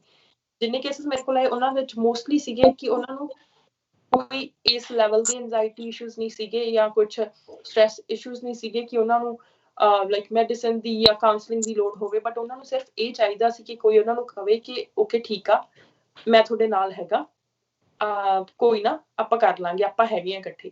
ਬਹੁਤ ਕੇਸਿਸ ਏਦਾਂ ਦੇ ਸੀ ਜਿੱਥੇ ਸਿਰਫ ਉਹਨਾਂ ਨੂੰ ਇੰਨੀ ਕੁ ਸਪੋਰਟ ਦੀ ਲੋੜ ਸੀਗੀ ਵੀ ਹਾਂ ਆਪਾਂ ਹੈਗੇ ਆ, ਕੋਈ ਨਾ ਤੁਸੀਂ ਟੈਨਸ਼ਨ ਨਾ ਲਓ, ਤੁਹਾਨੂੰ ਕਲਾਸਿਸ ਦੀ ਟੈਨਸ਼ਨ ਆ, ਕੋਈ ਨਾ ਆਪਾਂ ਕਰ ਲਾਂਗੇ, ਮੈਂ ਦੱਸ ਦਿੰਦਾ ਤੁਹਾਨੂੰ ਕਿੱਦਾਂ ਕਰਨਾ। ਸੋ ਬਹੁਤ ਕੇਸਿਸ ਦੇ ਵਿੱਚ ਏਦਾਂ ਦਾ ਹੀ ਸੀਗਾ ਕਿ ਜਿੱਥੇ ਇੱਕ ਮੋਰਲ ਸਪੋਰਟ ਦੀ ਬਹੁਤ ਜ਼ਿਆਦਾ ਜ਼ਰੂਰਤ ਸੀਗੀ ਤੇ ਸਟੂਡੈਂਟਸ ਨੂੰ ਉਸ ਚੀਜ਼ ਦੀ ਬਹੁਤ ਕਮੀ ਲੱਗ ਰਹੀ ਸੀ ਉਸ ਪੁਆਇੰਟ ਤੇ ਪੈਂਡੈਮਿਕ ਦੇ ਦੌਰਾਨ। ਤੁਹਾਨੂੰ ਕਿਵੇਂ ਲੱਗਦਾ ਜਸਪ੍ਰੀਤ ਸਿੰਘ ਵੀ ਮੋਰਲ ਸਪੋਰਟ ਦੀ ਜਦੋਂ ਗੱਲ ਆਉਂਦੀ ਹੈ, ਸਟੂਡੈਂਟਸ ਨੂੰ ਇਮੋਸ਼ਨਲ ਸਪੋਰਟ ਦੀ ਜਦੋਂ ਗੱਲ ਆਉਂਦੀ ਹੈ, ਤੇ ਕਈ ਵਾਰੀ ਸਟੂਡੈਂਟਸ ਨੂੰ ਨੈਗੇਟਿਵ ਹੀ ਦਿਖਾਇਆ ਗਿਆ ਮੀਡੀਆ ਦੇ ਵਿੱਚ। ਜਦੋਂ ਅਸੀਂ ਰੇਡੀਓ ਸ਼ੋਜ਼ ਦੇਖਦੇ ਹਾਂ, ਟੀਵੀ ਸ਼ੋਜ਼ ਦੇਖਦੇ ਹਾਂ, ਤੇ ਸਟੂਡੈਂਟਸ ਨੂੰ ਨੈਗੇਟਿਵ ਹੀ ਦਿਖਾਇਆ ਗਿਆ। ਤੁਸੀਂ ਵੀ ਗੱਲ ਥੋੜੀ ਦੱਸੀ ਸੀ ਵੀ ਜਦੋਂ ਪੈਂਡੈਮਿਕ ਸ਼ੁਰੂ ਹੋਇਆ ਤਾਂ ਕਈ ਸਟੂਡੈਂਟਸ ਤਾਣੇ ਮੇਣੇ ਵੀ ਦਿੰਦੇ ਸੀ, ਟੀਜ਼ਿੰਗ ਵੀ ਕਰਦੇ ਸੀ ਸਟੂਡੈਂਟਸ ਨੂੰ ਵੀ, ਹੁਣ ਤੁਸੀਂ ਵਾਪਸ ਮੁੜ ਜਾਓ, ਤੁਸੀਂ ਇੱਥੇ ਤੁਹਾਡਾ ਕੋਈ ਕੰਮ ਹੈ ਨਹੀਂ, ਰਾਈਟ? ਸੋ ਉਹਦੇ ਦੌਰਾਨ ਫਿਰ ਤੁਹਾਨੂੰ ਕਿਵੇਂ ਲੱਗਿਆ ਵੀ ਇੱਕ ਤਾਂ ਆਈਸੋਲੇਸ਼ਨ ਫਿਜ਼ੀਕਲ ਪੈਰੈਂਟਸ ਤੋਂ ਵੀ ਹੁੰਦੀ ਆ, ਦੂਸਰਾ ਜਦੋਂ ਤੁਹਾਡਾ ਜਿਹੜਾ ਨਵਾਂ ਸਮਾਜ ਹੈਗਾ, ਨਵੀਂ ਸੁਸਾਇਟੀ ਹੈਗੀ ਹੈ, ਨਵਾਂ ਤੁਹਾਡਾ ਭਾਈਚਾਰਾ ਹੈਗਾ, ਉਹਦੇ ਵਿੱਚ ਵੀ ਤੁਹਾਨੂੰ ਐਕਸਕਲੂਡ ਕੀਤਾ ਜਾਵੇ ਤਾਂ ਇਹਦਾ ਕਿੰਨਾ ਕੁ ਪ੍ਰਭਾਵ ਪਿਆ ਸਟੂਡੈਂਟਸ ਤੇ? ਹਾਂਜੀ ਬਿਲਕੁਲ, ਉਹ ਗੱਲ ਤੁਸੀਂ ਦੇਖ ਲਓ ਕਿ ਮਤਲਬ ਜਦੋਂ ਪੈਂਡੇਮਿਕ ਸ਼ੁਰੂ ਹੋਇਆ ਉਸੇ ਵੇਲੇ ਔਨ ਰਿਕਾਰਡ ਹੀ ਜਿੱਦਾਂ ਲਾਈਵ ਦੇ ਉੱਤੇ ਟੀਵੀ ਦੇ ਉੱਤੇ ਮੈਨੂੰ ਐਂਕਰ ਵੱਲੋਂ ਸਵਾਲ ਕੀਤਾ ਗਿਆ ਕਿ ਕਿੱਦਾਂ ਹੁਣ ਇੰਟਰਨੈਸ਼ਨਲ ਸਟੂਡੈਂਟ ਸਾਰੇ ਵਾਪਸ ਜਾ ਰਹੇ ਆ, ਤੇ ਮੈਂ ਕਿਹਾ ਵਾਪਸ ਕਿਉਂ ਜਾ ਰਹੇ ਆ, ਕੀ ਗੱਲ ਹੋ ਗਈ ਹੈ ਨਾ? ਜਿਹੜਾ ਬੰਦਾ $3000 ਲਾ ਕੇ ਜਾਂ $4000 ਲਾ ਕੇ ਵਾਪਸ ਜਾਣ ਲਈ ਜਿਹਦੇ ਕੋਲ ਪੈਸੇ ਹੈਗੇ ਆ, ਉਹ 6 ਮਹੀਨੇ ਇੱਥੇ ਵੀ ਸਟੇ ਕਰ ਸਕਦਾ, ਤੇ ਐਡੀ ਕਿਹੜੀ ਗੱਲ ਹੋ ਗਈ? ਤੇ ਉਸ ਤੋਂ ਇਲਾਵਾ ਉਹਨਾਂ ਦਿਨਾਂ ਦੇ ਵਿੱਚ ਜਿਹੜੀ ਸਭ ਨੂੰ ਵੱਧ ਜਿੱਦਾਂ ਪ੍ਰੋਬਲਮ ਹੋਰ ਫੇਸ ਕੀਤੀ ਇੰਟਰਨੈਸ਼ਨਲ ਸਟੂਡੈਂਟਸ ਨੇ ਪੈਂਡੇਮਿਕ ਦੇ ਕਰਕੇ, ਕਿਉਂਕਿ ਸਾਰਾ ਕੁਛ ਅਨਐਕਸਪੈਕਟਡ ਸੀਗਾ। ਭੈਣ ਵਾਲੀਆਂ ਗੱਲਾਂ ਤੋਂ ਇਲਾਵਾ ਇੱਕ ਚੀਜ਼ ਸੀ ਕਿ ਜਿਹੜੀ ਸਟੱਡੀ ਦੀ ਲੇਆਊਟ ਸੀਗੀ, ਪਹਿਲਾਂ ਸਾਰਿਆਂ ਨੂੰ ਆਦਤ ਹੁੰਦੀ ਆ ਜਿੱਦਾਂ ਇਨ ਕਲਾਸ ਸਾਰੀ ਸਟੱਡੀ ਕੀਤੀ, ਪਰ ਜਦੋਂ ਅਚਾਨਕ ਉਹਦਾ ਜਿਹੜਾ ਫੇਸ ਆ ਆਨਲਾਈਨ ਸ਼ਿਫਟ ਹੋਇਆ, ਉਹਦਾ ਬਹੁਤ ਜ਼ਿਆਦਾ ਬਰਡਨ ਸਾਡੇ ਸਟੂਡੈਂਟ ਵੀਰਾਂ ਭੈਣਾਂ ਨੂੰ ਸਹਿਣਾ ਪਿਆ। ਅਸੀਂ ਤਾਂ ਚਲੋ ਉਸ ਵੇਲੇ ਤੱਕ ਗ੍ਰੈਜੂਏਟ ਹੋ ਚੁੱਕੇ ਸੀ ਹੁਣ, ਪਰ ਅਸੀਂ ਦੇਖਿਆ ਬਾਕੀਆਂ ਨੂੰ ਨਾਲਦਿਆਂ ਨੂੰ ਕਿੰਨੇ ਜ਼ਿਆਦਾ ਤੰਗ ਹੋਏ ਅਚਾਨਕ ਜਦੋਂ ਸਾਰਾ ਕੁਛ ਅਚਾਨਕ ਆਨਲਾਈਨ ਮੂਵ ਹੋ ਗਿਆ। ਉਸ ਤੋਂ ਇਲਾਵਾ ਜਿਹੜੀ ਇਮੀਗ੍ਰੇਸ਼ਨ ਦੇ ਵਿੱਚ ਕਈ ਵੀਰ ਭੈਣ ਇੱਦਾਂ ਦੇ ਸੀਗੇ ਜਿਨ੍ਹਾਂ ਨੂੰ ਜਿੱਦਾਂ ਜੇ ਕਿਸੇ ਨੂੰ ਸਾਲ ਦਾ ਐਕਸਪੀਰੀਅੰਸ ਚਾਹੀਦਾ ਹੁੰਦਾ PR ਅਪਲਾਈ ਕਰਨ ਨੂੰ, ਤੇ ਉਹਨਾਂ ਦਾ 10-10 11-11 ਮਹੀਨਿਆਂ ਦਾ ਐਕਸਪੀਰੀਅੰਸ ਹੋ ਗਿਆ ਸੀ, ਤੇ ਅਚਾਨਕ ਆਲ ਆਫ ਸਡਨ ਕੋਵਿਡ ਕਰਕੇ ਉਹਨਾਂ ਨੂੰ ਲੇ ਆਫ ਕਰ ਦਿੱਤਾ ਗਿਆ, ਤੇ ਪਤਾ ਨਹੀਂ ਸੀ ਕਿੰਨੇ ਮਹੀਨਿਆਂ ਲਈ ਉਹਨਾਂ ਨੂੰ ਲੇ ਆਫ ਕੀਤਾ ਗਿਆ। ਹਾਲਾਂਕਿ ਉਹਨਾਂ ਨੂੰ ਜਿਹੜੀ ਸਰਕਾਰ ਵੱਲੋਂ ਜਿਹੜਾ ਸੀ ERB ਵਾਲੀ ਸਕੀਮ ਸੀ, ਉਹਦੇ ਜ਼ਰੀਏ ਪੈਸੇ ਤਾਂ ਮਿਲ ਰਹੇ ਸੀ, ਪਰ ਹੁਣ ਜਿਹੜੇ ਬੰਦੇ ਦੀ ਇਮੀਗ੍ਰੇਸ਼ਨ ਰੁਕ ਗਈ, ਪਤਾ ਨਹੀਂ ਮਤਲਬ ਉਹਦਾ ਉਸ ਵੇਲੇ ਕੋਈ ਸੋਲਿਊਸ਼ਨ ਨਹੀਂ ਸੀ ਦੇ ਰਿਹਾ। ਉਸ ਚੀਜ਼ ਨੇ ਬਹੁਤ ਜ਼ਿਆਦਾ ਪ੍ਰੋਬਲਮਸ ਕ੍ਰੀਏਟ ਕੀਤੀਆਂ। ਮੈਂਟਲ ਸਟ੍ਰੈਸ, ਆਪਾਂ ਇੱਕ ਬੰਦੇ ਨੇ 4-5 ਸਾਲ ਜਿਹਨੇ ਇਨਵੈਸਟ ਕੀਤੇ ਹੁੰਦੇ ਆ, ਤੇ ਆਲ ਆਫ ਸਡਨ ਆਪਾਂ ਨੂੰ ਪਤਾ ਨਹੀਂ ਹੁੰਦਾ ਹੁਣ ਬਣਨਾ ਕੀ ਆ। ਇਸ ਤਰ੍ਹਾਂ ਕਾਫੀ ਪ੍ਰੋਬਲਮਸ ਦਾ ਉਹਨਾਂ ਵੱਲੋਂ ਸਾਹਮਣਾ ਕੀਤਾ ਗਿਆ। ਤੁਸੀਂ ਤੁਹਾਨੂੰ ਕਿਹੜੀ ਚੀਜ਼ਾਂ ਨੇ ਇਨਸਪਾਇਰ ਕੀਤਾ? ਹੁਣ ਆਪਾਂ ਨੈਗੇਟਿਵ ਵੱਲ ਨਾ ਹੀ ਜਾਈਏ ਤੇ ਪੋਜ਼ਿਟਿਵ ਵੱਲ ਦੇਖੀਏ ਵੀ ਇੰਟਰਨੈਸ਼ਨਲ ਸਟੂਡੈਂਟਸ ਨੇ ਆਪਣੇ ਸਮਾਜ ਦੇ ਵਿੱਚ ਆਪਣੇ ਭਾਈਚਾਰੇ ਦੀ ਮਦਦ ਕਿਵੇਂ ਕੀਤੀ, ਪੈਂਡੈਮਿਕ ਦੇ ਦੌਰਾਨ ਇੱਕ ਦੂਜੇ ਦੀ ਸਪੋਰਟ ਕਿਵੇਂ ਕੀਤੀ? ਗੁਰਲੀਨ ਕੌਰ, ਤੁਹਾਨੂੰ ਕੀ ਦੇਖਣ ਨੂੰ ਮਿਲਿਆ? ਤੁਸੀਂ ਕੀ ਦੇਖਿਆ ਵੀ ਤੁਹਾਨੂੰ ਕਿਹੜੀ ਚੀਜ਼ਾਂ ਨੇ ਇਨਸਪਾਇਰ ਕੀਤਾ ਸਟੂਡੈਂਟਸ ਬਾਰੇ? ਜੀ, ਸਾਰਿਆਂ ਤੋਂ ਪਹਿਲਾਂ ਫੂਡ ਡਰਾਈਵ ਜਿਹੜੀ ਇੱਕ ਬਹੁਤ ਇੰਪੋਰਟੈਂਟ ਚੀਜ਼ ਸੀਗੀ। ਟੀਮ ਵੀ ਕੇਅਰ ਦੇ ਜਿਹੜੇ ਵੋਲੰਟੀਅਰ ਸੀਗੇ ਟੋਰਾਂਟੋ ਵਾਲੀ ਸਾਈਡ ਔਰ ਵਿਨੀਪੈਗ ਦੇ ਵਿੱਚ, ਉਹਨਾਂ ਨੇ ਆਪ ਇਹ ਸਾਰੀ ਗੱਲ ਸ਼ੁਰੂ ਕੀਤੀ ਆਰਗੇਨਾਈਜੇਸ਼ਨ ਦੇ ਵਿੱਚ ਕਿ ਬਹੁਤ ਸਾਰੇ ਇਹੋ ਜਿਹੇ ਸਟੂਡੈਂਟਸ ਹੈਗੇ ਜਿਹੜੇ CERB ਐਲੀਜੀਬਲ ਨਹੀਂ ਹੈਗੇ, ਇਸ ਟਾਈਮ ਤੋਂ ਘਰਾਂ ਦੇ ਵਿੱਚ ਬੈਠੇ ਆ, ਤਾਂ ਐਟਲੀਸਟ ਉਹਨਾਂ ਨੂੰ ਕੋਈ ਫੂਡ ਦੀ ਪ੍ਰੋਬਲਮ ਨਾ ਆਵੇ। ਤੋ ਆਪਾਂ ਡਰਾਈ ਗਰੋਸਰੀਜ਼ ਡਿਲੀਵਰ ਕੀਤੀਆਂ ਸੀਗੀਆਂ ਪੈਂਡੈਮਿਕ ਦੇ ਦੌਰਾਨ, ਤੇ ਉਹ ਸਾਰਾ ਕੁਝ ਵੋਲੰਟੀਅਰਸ ਨੇ ਆਪੇ ਆਪ ਪੈਸਾ ਇਕੱਠਾ ਕਰਕੇ ਆਪਦੇ ਸ਼ਹਿਰਾਂ ਦੇ ਵਿੱਚ ਆਪੇ ਉਹ ਕੰਮ ਕੀਤਾ ਸੀਗਾ, ਜਿਹਦੇ ਵਿੱਚ ਕੋਈ ਵੀ ਬਾਹਰੋਂ ਫੰਡਿੰਗ ਨਹੀਂ ਦਿੱਤੀ ਗਈ ਸੀਗੀ। ਜਿੰਨੇ ਵੋਲੰਟੀਅਰ ਸੀਗੇ ਉਹ ਆਪਸ 'ਚ ਹੀ ਪੈਸੇ ਇਕੱਠੇ ਕਰਕੇ, ਮੇਨਲੀ ਇਹ ਬਹੁਤ ਜ਼ਿਆਦਾ ਚੱਲਿਆ ਸੀਗਾ ਟੋਰਾਂਟੋ ਵਾਲੀ side, Toronto, Niagara false, Brampton, ਸਾਰੇ ਵੋਲੰਟੀਅਰ ਸੀਗੇ ਇਕੱਠੇ ਕਰਕੇ। ਸੋ ਇੱਕ ਗੂਗਲ ਫਾਰਮ ਬਣਾਇਆ ਉਹਨਾਂ ਨੇ ਪ੍ਰੋਪਰ, ਜਿਹੜਾ ਬੰਦਾ ਉੱਥੇ ਡਿਲੀਵਰ ਕਰਨ ਜਾਂਦਾ ਸੀ ਉਹਦੀ ਇੱਕ ਪ੍ਰੋਪਰ ID ਸੀਗੀ। ਸੋ ਐਵਰੀਥਿੰਗ ਪ੍ਰੋਫੈਸ਼ਨਲੀ ਉਹਨਾਂ ਨੇ ਕੰਮ ਕੀਤਾ। ਕਿਸੇ ਨੂੰ ਵੀ ਉਹਦੇ ਵਿੱਚ ਇਹ ਨਹੀਂ ਸੀਗਾ ਕਿ ਇਕੱਲੇ ਸਟੂਡੈਂਟਸ ਹੀ ਹੈਲਪ ਮੰਗ ਸਕਦੇ ਸੀਗੇ। ਇੱਕ ਤੋਂ ਵੱਧ ਵਾਰ ਵੀ ਗਰੋਸਰੀਜ਼ ਡਿਲੀਵਰ ਕੀਤੀਆਂ ਘਰ ਦੇ ਵਿੱਚ। ਸੋ ਜਿਹੜੀ ਇਹ ਚੀਜ਼ ਸੀਗੀ ਉਹ ਮੈਨੂੰ ਬਹੁਤ ਪਰਸਨਲੀ ਉਹ ਚੀਜ਼ ਨੇ ਬਹੁਤ ਇੰਸਪਾਇਰ ਕੀਤਾ ਕਿ ਜਿੱਦਾਂ ਆਪਾਂ ਗੁਰੂ ਨਾਨਕ ਦੇਵ ਜੀ ਦੀ ਗੱਲ ਕਰਦੇ ਹਾਂ ਕਿ ਉਹਨਾਂ ਦਾ ਇੱਕ ਲੰਗਰ ਹੈਗਾ, ਉਹ ਚੱਲਦਾ ਹੀ ਰਹਿੰਦਾ ਥਰੂ ਆਊਟ। ਸੋ ਉਹ ਚੀਜ਼ ਉੱਥੇ ਮੈਨੂੰ ਬਹੁਤ ਇੰਸਪਾਇਰ ਕਰ ਰਹੀ ਸੀਗੀ ਕਿ ਇਸ ਟਾਈਮ ਤੇ ਜਿੱਥੇ ਪੂਰੇ ਵਰਲਡ ਦੇ ਵਿੱਚ ਯੂਜਲੀ ਕਿਤੇ ਵੀ ਹੁੰਦਾ ਕੋਈ ਕ੍ਰਾਈਸਿਸ ਹੁੰਦੀ ਹੈ, ਚੀਜ਼ਾਂ ਮਹਿੰਗੀਆਂ ਹੋ ਜਾਂਦੀਆਂ ਐਂਡ ਆਲ ਦੈਟ, ਬਟ ਆਪਣੇ ਜਿਹੜੇ ਸਟੂਡੈਂਟ ਸੀਗੇ ਉਹਨਾਂ ਨੇ ਆਪ ਅੱਗੇ ਆ ਕੇ ਇਹ ਇਨੀਸ਼ੀਏਟਿਵ ਲਿੱਤਾ ਕਿ ਆਪਾਂ ਇੱਕ ਦੂਜੇ ਦੀ ਹੈਲਪ ਕਰਦੇ ਹਾਂ, ਆਪਾਂ ਸਾਰੇ ਇਕੱਠੇ ਹਾਂ ਇਸ ਦੇ ਵਿੱਚ, ਤੇ ਇੱਕ ਦੂਜੇ ਦੀ ਹੈਲਪ ਕਰਕੇ ਆਪਾਂ ਇਸ ਤੋਂ ਗੋ ਥਰੂ ਕਰਦੇ ਹਾਂ। ਤੇ ਜਸਪ੍ਰੀਤ ਸਿੰਘ ਜੀ, ਤੁਸੀਂ ਸਮਾਜ ਸੇਵਾ ਦੇ ਦੌਰਾਨ ਜਾਂ ਇੰਟਰਨੈਸ਼ਨਲ ਸਟੂਡੈਂਟਸ ਦੀ ਆਪਸੀ ਸਪੋਰਟ ਦੇ ਦੌਰਾਨ ਤੁਸੀਂ ਕੀ ਦੇਖਿਆ ਪੋਜ਼ਿਟਿਵ? ਸਮਾਜ ਦੀ ਗੱਲ ਕਰੀਏ, ਜਦੋਂ ਕਿ ਪੈਂਡੇਮਿਕ ਸ਼ੁਰੂ ਹੋਇਆ ਉਦੋਂ ਪੂਰੀ ਦੁਨੀਆ ਦੇ ਵਿੱਚ ਉਹ ਪੈਨਿਕ ਬਾਇੰਗ ਸ਼ੁਰੂ ਹੋ ਗਈ, ਹਫੜੋ ਦਫੜੀ ਮਚ ਗਈ, ਕਿਸੇ ਦੀ ਸਮਾਨ ਖਰੀਦ ਕੇ ਆਪਣੇ ਘਰ ਭਰ ਲਓ। ਪਰ ਆਪਣੀ ਕਮਿਊਨਿਟੀ ਦੇ ਵਿੱਚ ਕਿੰਨੀ ਸੋਹਣੀ ਗੱਲ ਦੇਖਣ ਨੂੰ ਮਿਲੀ ਹੈ ਨਾ, ਚਾਹੇ ਜਿਹੜੇ ਇੱਥੇ ਪਹਿਲਾਂ ਆਪਣੇ ਅੰਕਲ ਆਂਟੀਆਂ ਵਗੈਰਾ ਜਿਹੜੇ ਰਿਸ਼ਤੇਦਾਰ ਸੀਗੇ ਜਾਂ ਹੋਰ ਵੀ ਕੋਈ ਵੀ ਆਇਆ ਹੁੰਦਾ ਨਾ, ਆਪਣੀ ਕਮਿਊਨਿਟੀ ਦੇ ਜਿਹੜੇ ਲੋਕ ਸੀਗੇ ਇੱਥੇ, ਉਹ ਭੱਜ ਕੇ ਸਾਰਿਆਂ ਦਾ ਧਿਆਨ ਸਟੂਡੈਂਟਸ ਵੱਲ ਗਿਆ ਕਿ ਇੱਥੇ ਜਿਹੜੀ ਇੱਕ ਕਹਿ ਲਓ ਕਿ ਲਾਚਾਰ ਧਿਰ ਆ ਜਿਹਨਾਂ ਨੂੰ ਸਪੋਰਟ ਦੀ ਲੋੜ ਆ, ਵੀ ਇੰਟਰਨੈਸ਼ਨਲ ਸਟੂਡੈਂਟਸ ਆ, ਬੜੀਆਂ ਸਾਰੀਆਂ ਆਰਗੇਨਾਈਜੇਸ਼ਨ ਅਚਾਨਕ ਇੱਕਦਮ ਅੱਗੇ ਆਈਆਂ। ਅਸੀਂ ਆਪ ਵੀ ਇੱਥੋਂ ਦੂਰ ਦੂਰ ਤੱਕ ਫੂਡ ਡਿਲੀਵਰ ਕਰਦੇ ਰਹੇ ਉਹਨਾਂ ਦਿਨਾਂ ਦੇ ਵਿੱਚ, ਤੇ ਮਤਲਬ ਇੱਕ ਭਾਈਚਾਰੇ ਦੀ ਇੱਕ ਜਿਹੜੀ ਆ ਕਮਿਊਨਿਟੀ ਦੇ ਵਿਦਨ ਸਪੋਰਟ ਦੀ ਕਿੰਨੀ ਸੋਹਣੀ ਐਗਜ਼ਾਮਪਲ ਉਦੋਂ ਸੈੱਟ ਹੋਈ, ਤੇ ਉਹ ਕਈ ਮਹੀਨੇ ਚੱਲੀ। ਉਸ ਤੋਂ ਇਲਾਵਾ ਜਿੱਦਾਂ ਕਈ ਕੇਸ ਸਾਹਮਣੇ ਆਏ ਆ, ਮੈਨੂੰ ਇੱਕ ਭੈਣ ਨੇ ਦੱਸਿਆ ਸੀਗਾ ਕਿ ਉਹਨੂੰ COVID-19 ਹੋ ਗਿਆ ਸੀਗਾ, ਤੇ ਉਹਨੇ ਹੁਣ ਕੁਆਰੰਟੀਨ ਕਰਨਾ ਸੀਗਾ। ਉਹ ਬੇਸਮੈਂਟ ਦੇ ਵਿੱਚ 4 ਭੈਣਾਂ ਰਹਿੰਦੀਆਂ ਸੀਗੀਆਂ, ਤੇ ਉਹਦੇ ਨਾਲ ਦੀਆਂ ਨੇ ਕਿਹਾ ਕਿ ਤੂੰ ਟੈਨਸ਼ਨ ਕਾਹਤੇ ਲਈ ਜਾਂਦੀ ਆ, ਉਹਨੂੰ ਇੱਕ ਰੂਮ ਖਾਲੀ ਕਰਕੇ ਉਹਦੇ ਲਈ ਦਿੱਤਾ, ਤੇ ਆਪ ਬਾਕੀ 3 ਜਾਣੀਆਂ ਨੇ ਔਖੇ ਸੌਖੇ ਹੋ ਕੇ 1 ਮਹੀਨਾ ਉਸ ਨਾਲ ਦੇ ਰੂਮ ਦੇ ਵਿੱਚ ਕੱਢਿਆ। ਤੇ ਉਹਨੂੰ ਮਤਲਬ ਕੰਮ ਦੀ, ਉਹਨੂੰ ਪੈਸੇ ਦੀ ਜਾਂ ਹੋਰ ਵੀ ਕਿਸੇ ਚੀਜ਼ ਦੀ ਉਹਨੂੰ ਟੈਨਸ਼ਨ ਨਹੀਂ ਲੈਣ ਦਿੱਤੀ। ਉਹਨੂੰ ਆਪ ਫੂਡ ਪ੍ਰਿਪੇਅਰ ਕਰਕੇ ਦਿੰਦੀਆਂ ਰਹੀਆਂ, ਉਹਨੂੰ ਟਾਈਮ ਤੇ ਮੈਡੀਸਨ ਦਿੰਦੀਆਂ ਰਹੀਆਂ। ਇੱਦਾਂ ਦੀਆਂ ਮੈਨੂੰ ਲੱਗਦਾ ਆਪਾਂ ਨੂੰ ਸੈਂਕੜੇ ਹਜ਼ਾਰਾਂ ਐਗਜ਼ਾਮਪਲਸ ਮਿਲ ਜਾਣੀਆਂ ਪੋਜ਼ੀਟਿਵ ਚੀਜ਼ਾਂ, ਜਿਹੜਾ ਕਮਿਊਨਿਟੀ ਅੰਦਰ ਜਿਹੜਾ ਆਪਸੀ ਭਾਈਚਾਰਾ ਆ ਉਹ ਆਪਾਂ ਨੂੰ ਦੇਖਣ ਨੂੰ ਮਿਲਿਆ। ਕਿ ਪ੍ਰੀਖਿਆ ਹੁੰਦੀ, ਪ੍ਰੀਖਿਆ 'ਚ ਪਤਾ ਲੱਗਦਾ ਆਪਣਾ ਕੌਣ ਆ ਬਗਾਨਾ ਕੌਣ ਆ, ਪਰ ਬਹੁਤ ਸੋਹਣੀਆਂ ਐਗਜ਼ਾਮਪਲਾਂ ਉਹਨਾਂ ਦੇ ਵਿੱਚ ਸਾਹਮਣੇ ਆਈਆਂ ਦੇਖਣ ਨੂੰ, ਜਿਨ੍ਹਾਂ ਤੋਂ ਲੱਗਦਾ ਕਿ ਜਿਹੜਾ ਇੱਕ ਨੈਗੇਟਿਵਿਟੀ ਫੈਲਾਈ ਜਾਂਦੀ ਆ ਉਹ ਸਿਰਫ ਮੀਡੀਆ ਵੱਲੋਂ ਵੀ ਫੈਲਾਈ ਜਾਂਦੀ ਆ। ਲੋਕਾਂ ਦੇ ਮਨ ਵਿੱਚ ਮਤਲਬ ਅਬਵ 90% ਕਿਸੇ ਦੇ ਮਨ ਵਿੱਚ ਕਿਸੇ ਦੇ ਬਾਰੇ ਨੈਗੇਟਿਵਿਟੀ ਨਹੀਂ ਹੈ। ਬਹੁਤ ਘੱਟ ਲੋਕ ਨੇ ਤੰਗ ਦਿਲੀ ਰੱਖਦੇ ਨੇ, ਅਦਰਵਾਈਜ਼ ਕਮਿਊਨਿਟੀ ਕਾਫੀ ਸਪੋਰਟ ਕਰਦੀ ਹੈ। ਜਿਵੇਂ ਕਿ ਜਸਪ੍ਰੀਤ ਸਿੰਘ ਨੇ ਕਿਹਾ ਕਿ ਇਸ ਸਮੇਂ ਦੌਰਾਨ ਔਖੇ ਸਮੇਂ ਦੇ ਵਿੱਚ ਹੀ ਪ੍ਰੀਖਿਆ ਇਸ ਤਰ੍ਹਾਂ ਇੱਕ ਤਰ੍ਹਾਂ ਦੀ ਹੋਈ, ਸਟੂਡੈਂਟਸ ਦੀ ਵੀ ਭਾਈਚਾਰੇ ਦੀ ਵੀ, ਤੇ ਕਿਵੇਂ ਉਸ ਸਮੇਂ ਲੀਡਰ ਅੱਗੇ ਆਏ, ਭਾਈਚਾਰੇ ਦੇ ਵਿੱਚ ਜਿਹੜੇ ਸਮਾਜ ਸੇਵਕ ਹੈਗੇ ਉਹ ਅੱਗੇ ਆਏ, ਸਟੂਡੈਂਟਸ ਨੇ ਆਪਸੀ ਆਪਣੇ ਜਿਹੜੇ ਬੇਸਮੈਂਟਾਂ ਵਿੱਚ ਜਾਂ ਸਕੂਲਾਂ ਦੇ ਦੌਰਾਨ ਜੋ ਵੀ ਉਹਨਾਂ ਨੂੰ ਸਮੱਸਿਆਵਾਂ ਆਉਂਦੀਆਂ ਸੀ ਉਹਨਾਂ ਨੇ ਇਕੱਠੇ ਹੋ ਕੇ ਉਹਦਾ ਹੱਲ ਲੱਭਿਆ। ਤੇ ਹੁਣ ਆਪਾਂ ਦੇਖਿਆ ਵੀ ਜਦੋਂ ਬਰੈਂਪਟਨ ਦੇ ਵਿੱਚ ਖਾਸ ਤੌਰ ਤੇ ਸਰੀ ਦੇ ਵਿੱਚ COVID-19 ਦੇ ਕੇਸਿਸ ਵਧੇ, ਤੇ ਉਹਦਾ ਜਿਹੜਾ ਇਲਜ਼ਾਮ ਸੀ ਉਹ ਕਈ ਵਾਰੀ ਆਪਣੇ ਭਾਈਚਾਰੇ ਤੇ ਆਇਆ ਵੀ ਇਹ ਅਣਗਹਿਲੀ ਕਰ ਰਿਹਾ, ਇਹ ਜਿਹੜੇ ਹਦਾਇਤਾਂ ਹੈਗੇ ਉਹਨਾਂ ਦੀ ਕੇਅਰ ਨਹੀਂ ਕਰ ਰਹੇ। ਜਦ ਕਿ ਜਿਹੜੇ ਮਾਹਰ ਹੈਗੇ ਉਹ ਕਹਿ ਰਹੇ ਸੀ ਵੀ ਕਈ ਸਾਊਥ ਏਸ਼ੀਅਨ ਭਾਈਚਾਰੇ ਦੇ ਵਿੱਚ ਸਟੂਡੈਂਟਸ ਵੀ ਤੇ ਜਿਹੜੇ ਨਵੇਂ ਇਮੀਗ੍ਰੈਂਟ ਆਉਂਦੇ ਆ ਉਹਨਾਂ ਨੂੰ ਫਰੰਟ ਲਾਈਨ ਵਰਕ ਕਰਨਾ ਪੈਂਦਾ। ਗਰੋਸਰੀ ਸਟੋਰ ਲੈ ਲਓ, ਫੈਕਟਰੀ ਵਰਕ ਲੈ ਲਓ, ਵੇਅਰਹਾਊਸ ਦੇ ਵਿੱਚ, ਪ੍ਰੋਸੈਸਿੰਗ ਫੈਸਿਲਿਟੀਜ਼ ਦੇ ਵਿੱਚ, ਉਹਨਾਂ ਨੂੰ ਕਈ ਵਾਰੀ ਇਸ ਤਰ੍ਹਾਂ ਦੀ ਸੇਫਟੀ ਕੰਸਰਨ ਵੀ ਹੁੰਦੀ ਆ, ਕਈ ਵਾਰੀ ਉਹਨਾਂ ਨੂੰ ਪ੍ਰੋਟੈਕਟਿਵ ਇਕੁਇਪਮੈਂਟ ਟਾਈਮ ਸਿਰ ਨਹੀਂ ਮਿਲੀ ਹੋਣੀ, ਜਾਂ ਟਰਾਂਸਪੋਰਟੇਸ਼ਨ ਦੇ ਦੌਰਾਨ ਬੱਸਾਂ ਤੇ ਜਾਂਦੇ ਆ। So they have a lot of different risk factors and transmission factors. ਗੁਲੀਨ ਤੁਸੀਂ ਟੀਮ ਵੀ ਕੇਅਰ ਦੇ ਵਿੱਚ ਕੁਝ ਇਸ ਤਰ੍ਹਾਂ ਦੇ ਕੰਸਰਨਸ ਦੇਖੇ ਸਟੂਡੈਂਟਸ ਵੱਲੋਂ ਜਦੋਂ essential work ਕਰਦੇ ਆ frontline work ਕਰਦੇ ਆ did they have to undergo any kind of stress or hardship with regards to their work?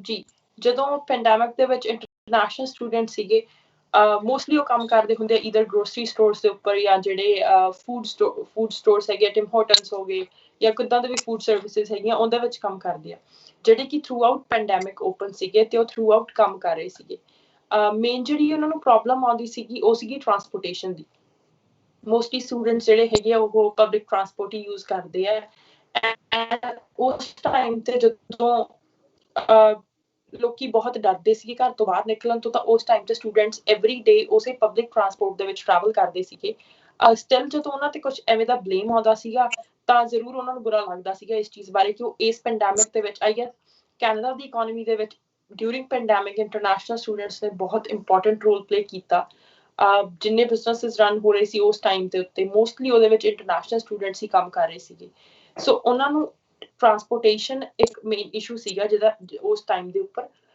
Plus ਜਿਹੜੇ ਪ੍ਰੋਟੈਕਟਿਵ ਇਕਵਿਪਮੈਂਟ ਸੀਗੇ ਉਸ ਟਾਈਮ ਦੇ ਉੱਪਰ ਜਿਹੜੇ ਸੀਗੇ ਮਾਸਕ ਅਵੇਲੇਬਲ ਨਹੀਂ ਸੀਗੇ ਸਾਰੇ ਸਟੋਰਸ ਦੇ ਵਿੱਚ ਖਤਮ ਸੀਗੇ ਮਾਸਕ ਵਗੈਰਾ ਉਹਨਾਂ ਨੂੰ ਕੁਛ ਨੂੰ ਆਪਦੇ ਕੰਮ ਤੋਂ ਅਵੇਲੇਬਲ ਹੋ ਗਏ ਸੀਗੇ ਬਟ ਕੁਛ ਨੂੰ ਆਪਦੇ ਘਰੇ ਉਹ ਚੀਜ਼ਾਂ ਬਣਾਉਣੀਆਂ ਪੈ ਰਹੀਆਂ ਸੀਗੀਆਂ ਸੋ ਇਕਵਿਪਮੈਂਟ ਦੀ ਵੀ ਪ੍ਰੋਬਲਮ ਆ ਰਹੀ ਸੀਗੀ plus transportation to sum up ਹੈ ਓਨਟਾਰੀਓ ਦੇ ਵਿੱਚ ਤੁਸੀਂ ਕੀ ਦੇਖਿਆ ਜਸਪ੍ਰੀਤ ਸਿੰਘ ਜਿਹੜੇ ਸਟੂਡੈਂਟਸ ਨਾਲ ਤੁਸੀਂ ਸੰਪਰਕ ਕੀਤਾ ਉਹਨਾਂ ਨੂੰ ਕੰਮ ਦੇ ਦੌਰਾਨ ਕਿਸ ਤਰ੍ਹਾਂ ਦੀ ਸਮੱਸਿਆਵਾਂ ਆ ਰਹੀਆਂ ਸੀ ਤੇ ਉਹਨਾਂ ਦਾ ਹੁਣ ਤੱਕ ਹੱਲ ਹੋ ਚੁੱਕਾ ਹਾਂ ਸ਼ੁਰੂ ਦੇ ਵਿੱਚ ਸੀਗੀਆਂ ਜਿਹੜੀਆਂ ਪ੍ਰੋਟੈਕਟਿਵ ਇਕਵਿਪਮੈਂਟ ਜਿਵੇਂ ਭੈਣ ਨੇ ਦੱਸਿਆ ਉਹਨਾਂ ਦੇ ਬਾਰੇ ਪ੍ਰੋਬਲਮ ਸੀਗੀਆਂ ਪਰ ਉਹ ਕਾਫੀ ਛੇਤੀ ਉਹ ਉਦੋਂ ਸੋਲਵ ਹੋ ਗਈਆਂ ਸੀਗੀਆਂ ਵੈਸੇ ਉਹ ਇਕੱਲੀ ਸਟੂਡੈਂਟਸ ਨਹੀਂ ਉਹ ਤਾਂ ਸਾਰੇ ਲੋਕਾਂ ਨੂੰ ਇਹੋ ਚੀਜ਼ਾਂ ਸਾਰਿਆਂ ਨੂੰ ਫੇਸ ਕਰਨੀਆਂ ਪਈਆਂ ਤੇ ਉਸ ਤੋਂ ਇਲਾਵਾ ਕੰਮ ਦੀ ਜਿੱਦਾਂ ਆਪਾਂ ਗੱਲ ਕਰੀਏ ਇੱਥੋਂ ਦੇ ਕਈ ਥਾਂ ਤੇ ਇਵੇਂ ਹੋ ਗਿਆ ਸੀ ਬਾਕੀ ਜਿਹੜੇ ਲੋਕ ਸੀ ਉਹ ਕੰਮ ਛੱਡ ਗਏ ਸੀਗੇ ਬਾਕੀ ਕਮਿਊਨਿਟੀਜ਼ ਦੇ ਤੇ ਉਦੋਂ ਉਹਨਾਂ ਕਈ ਥਾਂ ਤੇ ਜਿੱਦਾਂ ਹੁਣ ਇੱਥੇ ਕਈ ਵੇਅਰ ਹਾਊਸ ਆ ਮੈਂ ਚਲੋ ਨਾਂ ਤਾਂ ਨਹੀਂ ਲਊਂਗਾ ਉਹਨਾਂ ਦੇ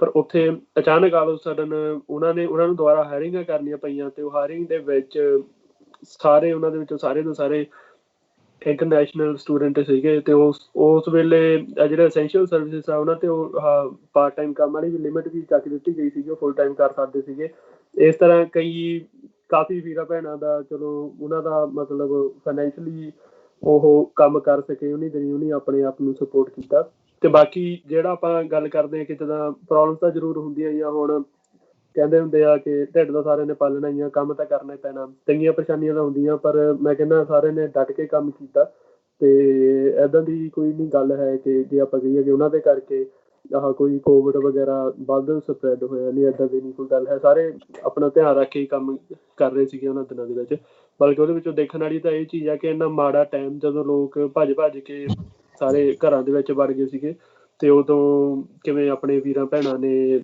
ਮਤਲਬ ਕਹਿ ਲਓ ਕਿ ਦਿਲ ਤੇ ਪੱਥਰ ਰੱਖ ਕੇ ਬਾਹਰ ਕੰਮ ਕੀਤੇ ਇਹ ਖਤਰਨਾਕ ਕੰਮ ਕੀਤੇ ਸਾਰਿਆਂ ਨੇ ਇਹ ਬਹੁਤ ਹੀ ਇੰਪੋਰਟੈਂਟ ਗੱਲ ਆ ਇਹ ਤੇ ਇਹਦੇ ਤੇ ਸਾਨੂੰ ਗੌਰ ਕਰਨਾ ਚਾਹੀਦਾ ਕਿ ਔਖੇ ਸਮੇਂ ਦੇ ਵਿੱਚ ਹੀ ਆਪਣੇ ਮੋਢਿਆਂ ਤੇ ਸਾਰੀ ਇਕਨੋਮੀ ਚੱਕਣੀ ਸਾਰੇ ਜਿਹੜੇ ਜ਼ਰੂਰੀ ਕੰਮ ਸੀ essential ਕੰਮ ਸੀਗੇ ਉਦੋਂ ਇੰਟਰਨੈਸ਼ਨਲ ਸਟੂਡੈਂਟ ਜਿਨ੍ਹਾਂ ਦੀ ਹਮੇਸ਼ਾ ਨਿੰਦਾ ਹੁੰਦੀ ਰਹੀ ਉਹਨਾਂ ਦੀਆਂ ਬੁਰਾਈਆਂ ਕੱਢਦੇ ਰਹੇ ਮੀਡੀਆ ਤੇ ਉਹਨਾਂ ਨੇ ਹੀ ਅੱਗੇ ਆ ਕੇ ਫਿਰ ਸਮਾਜ ਦੀ ਸੇਵਾ ਵੀ ਕੀਤੀ ਲੰਗਰ ਵੀ ਪਹੁੰਚਾਇਆ ਗਰੋਸਰੀਜ਼ ਵੀ ਵੰਡੀਆਂ ਤੇ ਲੋਕਾਂ ਦੀ ਸਹਾਇਤਾ ਵੀ ਕੀਤੀ ਜਿੱਥੇ ਉਹਨਾਂ ਨੂੰ ਪਬਲਿਕ ਟਰਾਂਸਪੋਰਟੇਸ਼ਨ ਦੇ ਵਿੱਚ ਸਫ਼ਰ ਕਰਨਾ ਪਿਆ ਕੰਮ ਤੇ ਜਾਣਾ ਪਿਆ ਜਿੱਥੇ ਲੋਕਾਂ ਨੇ ਕਈ ਵਾਰੀ ਜਿਵੇਂ ਕਿ ਜਸਪ੍ਰੀਤ ਸਿੰਘ ਨੇ ਕਿਹਾ ਫੈਕਟਰੀ ਕੁਇਟ ਕਰਤੀਆਂ ਜੌਬਸ ਤੇ ਫਿਰ ਉੱਥੇ ਉਹਨਾਂ ਨੇ ਉਸ ਤਰ੍ਹਾਂ ਦੀ ਜੌਬਸ ਫਰੰਟਲਾਈਨ ਜੌਬਸ ਲਈਆਂ ਜਿਹੜੇ ਕਿ ਸਾਡੀ ਇਕਨੋਮੀ ਨੂੰ ਵੀ ਚਲਾਉਂਦੀਆਂ ਸਾਡੇ ਸਮਾਜ ਦੇ ਵਿੱਚ ਵੀ ਬਹੁਤ ਲੋਕਾਂ ਤੱਕ ਫੂਡ ਪਹੁੰਚਾਉਂਦੇ ਡਿਲੀਵਰੀ ਡਰਾਈਵਰ ਦੀ ਤੌਰ ਤੇ ਜਾਂ ਗਰੋਸਰੀ ਕੈਸ਼ੀਅਰ ਦੇ ਤੌਰ ਤੇ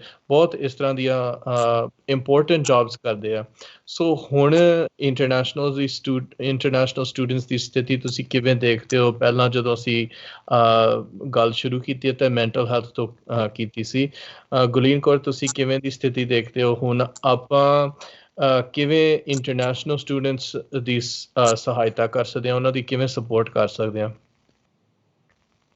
ਜਿਹੜੀ ਚੀਜ਼ ਮੈਨੂੰ ਇੱਕ ਬਹੁਤ ਵਧੀਆ ਪੈਂਡੈਮਿਕ ਤੋਂ ਬੇਸਿਕਲੀ ਬਾਅਦ ਜਾਂ ਡਿਊਰਿੰਗ ਦੀ ਐਂਡ ਆਫ 2020 ਜਿਹੜੀ ਦੇਖਣ ਨੂੰ ਮਿਲੀ ਆ ਇੱਕ ਕਮਿਊਨਿਟੀ ਦੇ ਵਿੱਚ ਇੱਕ ਬਹੁਤ ਜ਼ਿਆਦਾ ਜਿਹੜਾ ਆਪਾਂ ਕਹਿੰਦੇ ਹਾਂ ਸਾਂਝ ਬਣ ਚੁੱਕੀ ਆ। ਕਮਿਊਨਿਟੀ ਜਿਹੜੀ ਆਪਾਂ ਪਹਿਲਾਂ ਇੱਕ ਡਿਵਾਈਡ ਹੋ ਚੁੱਕੀ ਸੀਗੀ ਕਿ ਇੰਟਰਨੈਸ਼ਨਲ ਸਟੂਡੈਂਟ ਆ ਤੇ ਇੱਥੋਂ ਦੀ ਕਮਿਊਨਿਟੀ ਆ, ਉਹ ਬਹੁਤ ਹੱਦ ਤੱਕ ਇੱਕ ਕਮਿਊਨਿਟੀ ਬਣਦੇ ਹੁਣ ਨਜ਼ਰ ਆ ਰਹੇ ਆ, ਜਿਹਦੇ ਵਿੱਚ ਇੱਥੋਂ ਦੇ ਲੋਕ ਇੰਟਰਨੈਸ਼ਨਲ ਸਟੂਡੈਂਟਸ ਜਿਹੜੇ ਪਹਿਲਾਂ ਬਹੁਤ ਰੇਡੀਓ ਚੈਨਲਸ ਤੇ ਭੰਡਦੇ ਹੁੰਦੇ ਸੀ, ਜਾਂ ਹਰ ਇੱਕ ਜਗ੍ਹਾ ਤੇ ਲਾਈਕ ਉਹਨਾਂ ਦੇ ਕੰਮ ਤੇ ਜਾਂ ਕਿਤੇ ਵੀ ਜਿਹੜੀ ਉਹ ਗੱਲਾਂ ਬੁਰਾਈ ਹੁੰਦੀ ਸੀਗੀ ਜਿਹੜੀ, ਉਹ ਬਹੁਤ ਹੱਦ ਤੱਕ ਘੱਟ ਚੁੱਕੀ ਹੈ। ਬਿਕੋਜ਼ ਸਾਰੇ ਲੋਕਾਂ ਨੇ ਇੰਟਰਨੈਸ਼ਨਲ ਸਟੂਡੈਂਟਸ ਜੋ ਇੱਥੇ ਸਟਰਗਲ ਕੀਤੀ ਹੈ, ਜੋ ਇੱਥੇ ਕੰਮ ਕੀਤਾ ਡਿਊਰਿੰਗ ਪੈਂਡੈਮਿਕ, ਜੋ ਕੈਨੇਡਾ ਦੀ ਹੈਲਪ ਕੀਤੀ ਹੈ, ਉਹ ਸਾਰੇ ਲੋਕਾਂ ਨੇ ਆਪ ਅੱਖੀ ਦੇਖਿਆ ਤੇ ਕਿਤੇ ਨਾ ਕਿਤੇ ਉਸ ਚੀਜ਼ ਨੂੰ ਲੈ ਕੇ ਉਹ ਇੰਟਰਨੈਸ਼ਨਲ ਸਟੂਡੈਂਟਸ ਹੀ ਕਾਫੀ ਰਿਸਪੈਕਟ ਕਰਨ ਲੱਗੇ ਹੋਏ ਆ। ਸੋ ਬਹੁਤ ਖੁਸ਼ੀ ਵਾਲੀ ਗੱਲ ਆ ਕਿ ਜਿਹੜਾ ਇੱਕ ਆਪਣੀ ਕਮਿਊਨਿਟੀ ਦੇ ਵਿੱਚ ਇੱਕ ਪਾੜਾ ਪਿਆ ਹੋਇਆ ਸੀ ਉਹ ਘਟਣ ਲੱਗ ਚੁੱਕਿਆ, ਕੰਪਲੀਟਲੀ ਨਹੀਂ ਬਟ ਹੌਲੀ ਹੌਲੀ ਬਹੁਤ ਘਟ ਚੁੱਕਿਆ ਤੇ ਆਉਂਦੇ ਸਮੇਂ ਤੱਕ ਮੇਬੀ ਉਹ ਖਤਮ ਹੋ ਜਾਊਗਾ ਬਿਲਕੁਲ। ਇਸ ਟਾਈਮ ਤੇ ਇੰਟਰਨੈਸ਼ਨਲ ਸਟੂਡੈਂਟਸ ਦਾ ਆਪਸ ਦੇ ਵਿੱਚ ਜੋ ਇੰਟਰੈਕਸ਼ਨ ਸੀਗੀ, ਆਪਸ ਦੇ ਵਿੱਚ ਜੋ ਇੱਕ ਦੂਜੇ ਨਾਲ ਉਹ ਸਪੋਰਟ ਕਰਦੇ ਸੀਗੇ, ਉਹ ਕਨੈਕਸ਼ਨ, ਉਹ ਨੈਟਵਰਕ ਵੀ ਬਹੁਤ ਸਟਰੋਂਗ ਹੋ ਚੁੱਕਿਆ। ਪਹਿਲਾਂ ਮੇਬੀ ਉਹ ਕਾਲਜ ਦੇ ਵਿੱਚ ਇੱਕ ਦੂਜੇ ਨਾਲ ਸ਼ਾਇਦ ਮੇਬੀ ਨਹੀਂ ਗੱਲ ਕਰਦੇ ਸੀ, ਜਾਂ ਆਨਲਾਈਨ ਜਿਵੇਂ ਆਪਾਂ ਗਰੁੱਪਸ ਕਹਿ ਦਿੰਦੇ ਹਾਂ, ਵੀ ਕੇਅਰ ਗਰੁੱਪ ਹੈਗਾ ਜਾਂ ਕੋਈ ਵੀ ਗਰੁੱਪ ਹੋਰ ਹੈਗਾ, ਉਹਦੇ ਵਿੱਚ ਇੱਕ ਦੂਜੇ ਦੀ ਹੈਲਪ ਕਰਨ ਲਈ ਬਹੁਤ ਜਲਦੀ ਅੱਗੇ ਆਉਂਦੇ ਆ। ਮੈਂ ਰੀਸੈਂਟਲੀ ਦੇਖਦੀ ਹੁੰਦੀ ਹਾਂ, ਪਹਿਲਾਂ ਪੋਸਟ ਦੇ ਉੱਤੇ ਮੇਬੀ 1 ਜਾਂ 2 ਕਮੈਂਟਸ ਹੁੰਦੇ ਸੀਗੇ, ਹੁਣ ਕੋਈ ਪੋਸਟ ਆਉਂਦੀ ਹੈ ਵਿਦਨ ਲਾਈਕ 10 ਮਿੰਟਸ ਉਹਦੇ ਤੇ ਲਾਈਕ 20 ਕਮੈਂਟਸ ਹੁੰਦੇ ਆ। ਲਾਈਕ ਸਾਰੇ ਜਾਣੇ ਬਹੁਤ ਏਦਾਂ ਹੈਲਪ ਕਰਨ ਲਈ ਬਹੁਤ ਛੇਤੀ ਅੱਗੇ ਆਉਂਦੇ ਆ। ਤੋ ਆਈ ਗੈਸ ਪੈਂਡੈਮਿਕ ਜਿੱਥੇ ਉਹ ਮਾੜਾ ਰਿਹਾ, ਉਸੇ ਥਾਂ ਤੇ ਉਸਨੇ ਇੱਕ ਬਹੁਤ ਵਧੀਆ, ਇੱਕ ਬਹੁਤ ਸਾਂਝ ਲੋਕਾਂ ਦੇ ਵਿੱਚ ਪੈਦਾ ਕੀਤੀ ਹੈ ਤੇ ਬਹੁਤ ਪਿਆਰ ਲੋਕਾਂ ਦੇ ਵਿੱਚ ਲੈ ਕੇ ਆਂਦਾ। ਇਸ ਟਾਈਮ ਤੇ ਇੰਟਰਨੈਸ਼ਨਲ ਸਟੂਡੈਂਟਸ ਦੀ ਹੈਲਪ, ਇੰਟਰਨੈਸ਼ਨਲ ਸਟੂਡੈਂਟ ਬਹੁਤ ਹਾਰਡ ਵਰਕਿੰਗ ਹੁੰਦੇ ਆ, ਉਹ ਸਾਰਾ ਕੰਮ ਕਰਦੇ ਆ, ਉਹਨਾਂ ਨੂੰ ਸਿਰਫ ਲੋੜ ਹੁੰਦੀ ਆ ਤਾਂ ਇੱਕ ਹੌਸਲੇ ਦੀ ਤੇ ਇੱਕ ਪਿਆਰ ਦੀ। ਆਈ ਗੈਸ ਇੱਥੋਂ ਦੀ ਕਮਿਊਨਿਟੀ ਜਾਂ ਆਪਸ ਦੇ ਵਿੱਚ ਆਪਾਂ ਸਾਰੇ ਜੇ ਇੱਕ ਦੂਜੇ ਨੂੰ ਸਪੋਰਟ ਕਰਦੇ ਆ, ਇੱਕ ਇਮੋਸ਼ਨਲ ਸਪੋਰਟ ਦਿੰਦੇ ਆ, ਆਈ ਗੈਸ ਇੰਟਰਨੈਸ਼ਨਲ ਸਟੂਡੈਂਟਸ ਲਈ ਉਹੀ ਬਹੁਤ ਜ਼ਿਆਦਾ ਹੈਲਪਫੁਲ ਹੁੰਦੀ ਹੈ। ਜਸਪ੍ਰੀਤ ਸਿੰਘ ਜੀ, ਤੁਸੀਂ ਕੀ ਕਹਿਣਾ ਚਾਹੋਗੇ ਵੀ ਆਉਣ ਵਾਲੇ ਸਮੇਂ ਦੇ ਵਿੱਚ ਹੁਣ ਜਿਵੇਂ ਆਪਾਂ ਦੇਖ ਰਹੇ ਹਾਂ ਵੈਕਸੀਨਸ ਆ ਰਹੀਆਂ, ਲੋਕੀ ਵੈਕਸੀਨ ਲੈ ਰਹੇ ਆ, ਦੂਸਰਾ ਦੌਰ ਹੁਣ ਆਪਾਂ ਦੇਖ ਰਹੇ ਹਾਂ ਵੀ ਲੋਕੀ ਚਾਹੁੰਦੇ ਆ ਕਿ ਇਹ ਕੋਵਿਡ ਪੈਂਡੈਮਿਕ ਮੁੱਕ ਜਾਵੇ, ਸਮਰ ਟਾਈਮ ਤੱਕ ਆਪਾਂ ਇਸ ਤੋਂ ਮੁਕਤ ਹੋ ਜਾਈਏ, ਆਜ਼ਾਦ ਹੋ ਜਾਈਏ। ਤੇ ਉਸੇ ਟਾਈਮ ਤੇ ਹੁਣ ਫਾਈਨੈਂਸ਼ੀਅਲ ਕੰਸਰਨਸ ਵੀ ਕਈ ਸਟੂਡੈਂਟਸ ਦੇ ਹੈਗੇ ਆ, ਦੁਬਾਰਾ ਆਪਣੀ ਪੜ੍ਹਾਈ ਨੂੰ ਲਾਗੂ ਕਰਨਾ ਜਾਂ ਜਿਹੜੀ ਪੜ੍ਹਾਈ ਰੁਕੀ ਹੋਈ ਸੀ ਉਹਨੂੰ ਦੁਬਾਰਾ ਤੋਂ ਸਟਾਰਟ ਕਰਨਾ। ਆਪਾਂ ਹੁਣ ਜਿਹੜੇ ਸਟੂਡੈਂਟਸ ਇਸ ਟਾਈਮ ਤੇ ਕੋਈ ਵੀ ਕੰਮ ਕਰਦੇ ਹੋਣੇ, ਭਾਵੇਂ ਫਰੰਟ ਲਾਈਨ ਦੇ ਵਿੱਚ, ਭਾਵੇਂ ਪੜ੍ਹਾਈ ਕਰਦੇ ਹੋਣੇ, ਆਪਾਂ ਉਹਨਾਂ ਦੀ ਸਪੋਰਟ ਕਿਵੇਂ ਕਰ ਸਕਦੇ ਹਾਂ? ਸੌਰੀ, ਮੈਨੂੰ ਤੁਹਾਡਾ ਕੁਐਸਚਨ ਨਹੀਂ ਸੁਣਿਆ, ਮੈਨੂੰ ਲੱਗਦਾ ਥੋੜੀ ਜਿਹਾ ਪ੍ਰੋਬਲਮ ਸੀਗੀ। ਮੇਨ ਲਾਸਟ ਰਿਪੀਟ ਕਰੋ ਤੁਸੀਂ। ਹਾਂਜੀ, ਮੇਨ ਗੱਲ ਇਹ ਸੀ ਵੀ ਜਦੋਂ ਹੁਣ COVID-19 ਦੀ ਸਿਚੁਏਸ਼ਨ, ਮੇਨ ਜਿਹੜਾ ਪੈਂਡੈਮਿਕ ਦਾ ਦੌਰ ਚੱਲ ਰਿਹਾ ਸੀ, ਉਹਦੇ ਵਿੱਚੋਂ ਤਾਂ ਅਸੀਂ ਆਲਮੋਸਟ ਲੰਘ ਚੁੱਕੇ ਹਾਂ ਜਾਂ ਲੰਘ ਰਹੇ ਹਾਂ। ਹੁਣ ਵੈਕਸੀਨ ਦਾ ਸਮਾਂ ਆਇਆ, ਹੁਣ ਲੋਕੀ ਵੈਕਸੀਨ ਲਵਾ ਰਹੇ ਆ। ਸੋ ਜਿਹੜੇ ਸਟੂਡੈਂਟ ਹੁਣ ਇਸ ਟਾਈਮ ਤੇ ਤੁਸੀਂ ਦੇਖ ਰਹੇ ਆ ਆਪਣੇ ਸੰਪਰਕ ਦੇ ਵਿੱਚ ਤੁਹਾਡੇ ਹੈਗੇ ਆ, ਉਹਨਾਂ ਦੀ ਸਪੋਰਟ ਤੁਸੀਂ ਕਿਵੇਂ ਕਰ ਰਹੇ ਹੋ ਤੇ ਹੋਰ ਲੋਕ ਕਿਵੇਂ ਕਰ ਸਕਦੇ ਆ? ਇਸ ਵੇਲੇ ਸਪੋਰਟ ਤਾਂ ਦੇਖੋ, ਜਿਹੜੀ ਵੈਸੇ ਸਭ ਨੂੰ ਇੱਕ ਮੈਂ ਕਹਿੰਦਾ ਪੈਂਡਮਿਕ ਦਾ ਜਦੋਂ ਹੁਣ ਆਖਰੀ ਦੌਰ ਚੱਲ ਰਿਹਾ, ਇਸ ਵੇਲੇ ਜਿਹੜੀ ਸਭ ਨੂੰ ਇੱਕ ਕਹਿੰਦੇ ਨੇ ਉਮੀਦ ਦੀ ਕਿਰਨ ਨਜ਼ਰ ਆਈ ਸਾਰਿਆਂ ਨੂੰ, ਉਹ ਸੀ ਜਿਹੜਾ ਰੀਸੈਂਟ ਡਰਾਅ ਨਿਕਲਿਆ ਤੇ ਮਤਲਬ ਸਾਰੇ ਬਾਗੋ ਬਾਗ ਹੋ ਗਏ ਕੈਨੇਡਾ ਦੇ ਵਿੱਚ ਇੰਟਰਨੈਸ਼ਨਲ ਸਟੂਡੈਂਟ, ਤੇ ਕਾਫੀ ਉਹ ਰਾਹਤ ਵਾਲੀ ਗੱਲ ਸੀਗੀ। ਤੇ ਆਪਾਂ ਉਮੀਦ ਕਰਦੇ ਹਾਂ ਕਿ ਇੱਦਾਂ ਦੇ ਸਰਕਾਰ ਪਹਿਲਾਂ ਤਾਂ ਉਹ ਕਦਮ ਚੱਕੂਗੀ ਕਿ ਜਿਹੜਾ ਉਹ ਪ੍ਰੋਸੈਸ ਸੀਗਾ ਸਾਰਾ ਇਮੀਗ੍ਰੇਸ਼ਨ ਦਾ, ਉਹਨੂੰ ਥੋੜਾ ਜਿਹਾ ਹੋਰ ਆਸਾਨ ਕੀਤਾ ਜਾਊਗਾ। ਉਸ ਤੋਂ ਇਲਾਵਾ ਜਿਹੜੀ ਚੀਜ਼ ਦੇ ਉੱਤੇ ਵਰਕ ਕਰਨ ਦੀ ਮੈਨੂੰ ਲੱਗਦਾ ਲੋੜ ਹੈਗੀ ਆ ਕਿ ਕਈ ਵੀਰਾਂ ਭੈਣਾਂ ਦੀ ਪੂਰੀ ਜਿਹੜੀ ਪੜ੍ਹਾਈ 4 ਸਮੈਸਟਰਾਂ ਦੀ ਹੁੰਦੀ ਆ, ਉਹ ਪੂਰੇ ਪੈਂਡਮਿਕ ਦੇ ਵਿੱਚ ਲੰਘ ਗਈ, ਲੋਕਡਾਊਨ ਦੇ ਵਿੱਚ ਲੰਘ ਗਈ। ਉਹਦੇ ਕਰਕੇ ਉਹਨਾਂ ਨੂੰ ਹੁਣ ਜਿਹੜੀ ਪ੍ਰੋਬਲਮ ਅੱਗੇ ਸਾਹਮਣੇ ਆਉਣੀ ਆ ਉਹ ਇਹ ਆ ਕਿ ਬੀਇੰਗ ਇੰਟਰਨੈਸ਼ਨਲ ਸਟੂਡੈਂਟ, ਜਿਹੜਾ ਆਪਣਾ ਫਰੈਂਡ ਸਰਕਲ ਬਣਦਾ ਹੁੰਦਾ, ਜਿਵੇਂ ਹੁਣ ਮੇਰਾ ਸਰਕਲ ਆ ਜਾਂ ਹੋਰ ਵੀ ਕਿਸੇ ਦਾ ਵੀ ਆ, ਉਹ ਸਾਰਾ ਕਾਲਜ ਦੇ ਵਿੱਚ ਬਣਦਾ ਹੁੰਦਾ ਹਨਾ। ਤੇ ਉਹਨੇ ਕਾਲਜ ਹੁਣ ਲਗਾਇਆ ਨਹੀਂ, ਤੇ ਉਹ ਹਜੇ ਵੀ ਕਈ ਜਾਣੇ ਕਾਫੀ ਮਤਲਬ ਸਟ੍ਰੈਸ ਫੇਸ ਕਰਦੇ ਆ। ਪਰ ਆਉਣ ਵਾਲੇ ਸਮੇਂ ਦੇ ਵਿੱਚ, ਕਿਉਂਕਿ ਇੱਕ ਜਿਹੜੇ ਸਮਾਜ ਦੇ ਵਿੱਚ ਰਹਿਣਾ, ਕੰਟੈਕਟਸ ਵਗੈਰਾ ਤੁਹਾਡੇ ਫਰੈਂਡ ਹੋਣੇ ਚਾਹੀਦੇ ਆ ਜਿਨ੍ਹਾਂ ਨਾਲ ਤੁਸੀਂ ਮਿਲਿਆ ਵਰਤਿਆ ਹੁੰਦਾ। ਇਹ ਚੀਜ਼ ਹੁਣ ਮੂਹਰੇ ਜ਼ਰੂਰ ਸਾਹਮਣੇ ਆਉਣੀ ਆ। ਤੇ ਮੈਂ ਰਿਕੁਐਸਟ ਕਰਦਾ ਆਪਣੇ ਸਾਰੇ ਹਨਾ ਵੀਰਾਂ ਭੈਣਾਂ ਨੂੰ, ਜੇ ਉਹਨਾਂ ਦੇ ਕੋਲ ਕੋਈ ਨਵਾਂ ਆਇਆ ਹੋਇਆ ਜਿਹਦੀ ਹੁਣ ਸਟੱਡੀ ਕੋਵਿਡ ਦੇ ਪੀਰੀਅਡ ਦੇ ਵਿੱਚ ਹੋਈ ਆ, ਉਹਦੇ ਮਤਲਬ ਜਾਂ ਖਤਮ ਹੋਈ ਆ, ਤੇ ਉਹਨਾਂ ਨੂੰ ਜ਼ਰੂਰ ਸਪੋਰਟ ਕੀਤੀ ਜਾਵੇ, ਕਿਉਂਕਿ ਆ ਜਿਹੜੀ ਇਕੱਲਤਾ ਹੁੰਦੀ ਆ ਹਨਾ, ਸਿਕਨੈਸ ਜਿਹੜੀ ਆ ਹੋਮ ਸਿਕਨੈਸ ਆ, ਇਹੀ ਪਹਿਲਾ ਸਟੈਪ ਆ ਸਾਰੀ ਪ੍ਰੋਬਲਮ ਦੀ ਜੜ ਇਹੀ ਆ। ਤੇ ਉੱਥੋਂ ਆਪਾਂ ਮੈਨੂੰ ਲੱਗਦਾ ਸਟਾਰਟ ਕਰ ਸਕਦੇ ਹਾਂ। ਤੇ ਅਦਰਵਾਈਜ਼ ਮੋਸਟਲੀ ਜੋਬਾਂ ਵਗੈਰਾ ਵੀ ਦੁਬਾਰਾ ਮਤਲਬ ਇੱਕ ਜਿਹੜਾ ਮੰਜ਼ਿਲ ਹੁੰਦੀ ਹੈ ਇੱਕ ਇੰਟਰਨੈਸ਼ਨਲ ਸਟੂਡੈਂਟ ਦੀ, ਜਿਹੜਾ ਇੱਕ ਜ਼ਿੰਦਗੀ ਦਾ ਇੱਕ ਉਹਨੇ ਉਹ ਬਣਾਇਆ ਮਾਈਲਸਟੋਨ ਰੱਖਿਆ ਹੁੰਦਾ PR ਇਮੀਗ੍ਰੇਸ਼ਨ ਦਾ, ਉਹ ਤਾਂ ਕਾਫੀ ਹੁਣ ਈਜ਼ੀ ਹੋ ਗਿਆ ਆ। ਉਸ ਤੋਂ ਇਲਾਵਾ ਚਲੋ ਜਿੱਦਾਂ ਕਿੱਦਾਂ ਵੀ ਆ ਸਟੱਡੀਜ਼ ਵੀ ਲੰਘ ਰਹੀਆਂ, ਸਾਰਿਆਂ ਦੀਆਂ ਪੂਰੀਆਂ ਹੋ ਰਹੀਆਂ, ਤੇ ਅਗਲਾ ਰਾਹ ਉਮੀਦ ਕਰਦੇ ਆ ਕਿ ਸਾਰਿਆਂ ਦਾ ਆਸਾਨ ਰਹੂਗਾ, ਕੋਈ ਜ਼ਿਆਦਾ ਤੰਗੀਆਂ ਪਰੇਸ਼ਾਨੀਆਂ ਨਹੀਂ ਆਊਗੀਆਂ।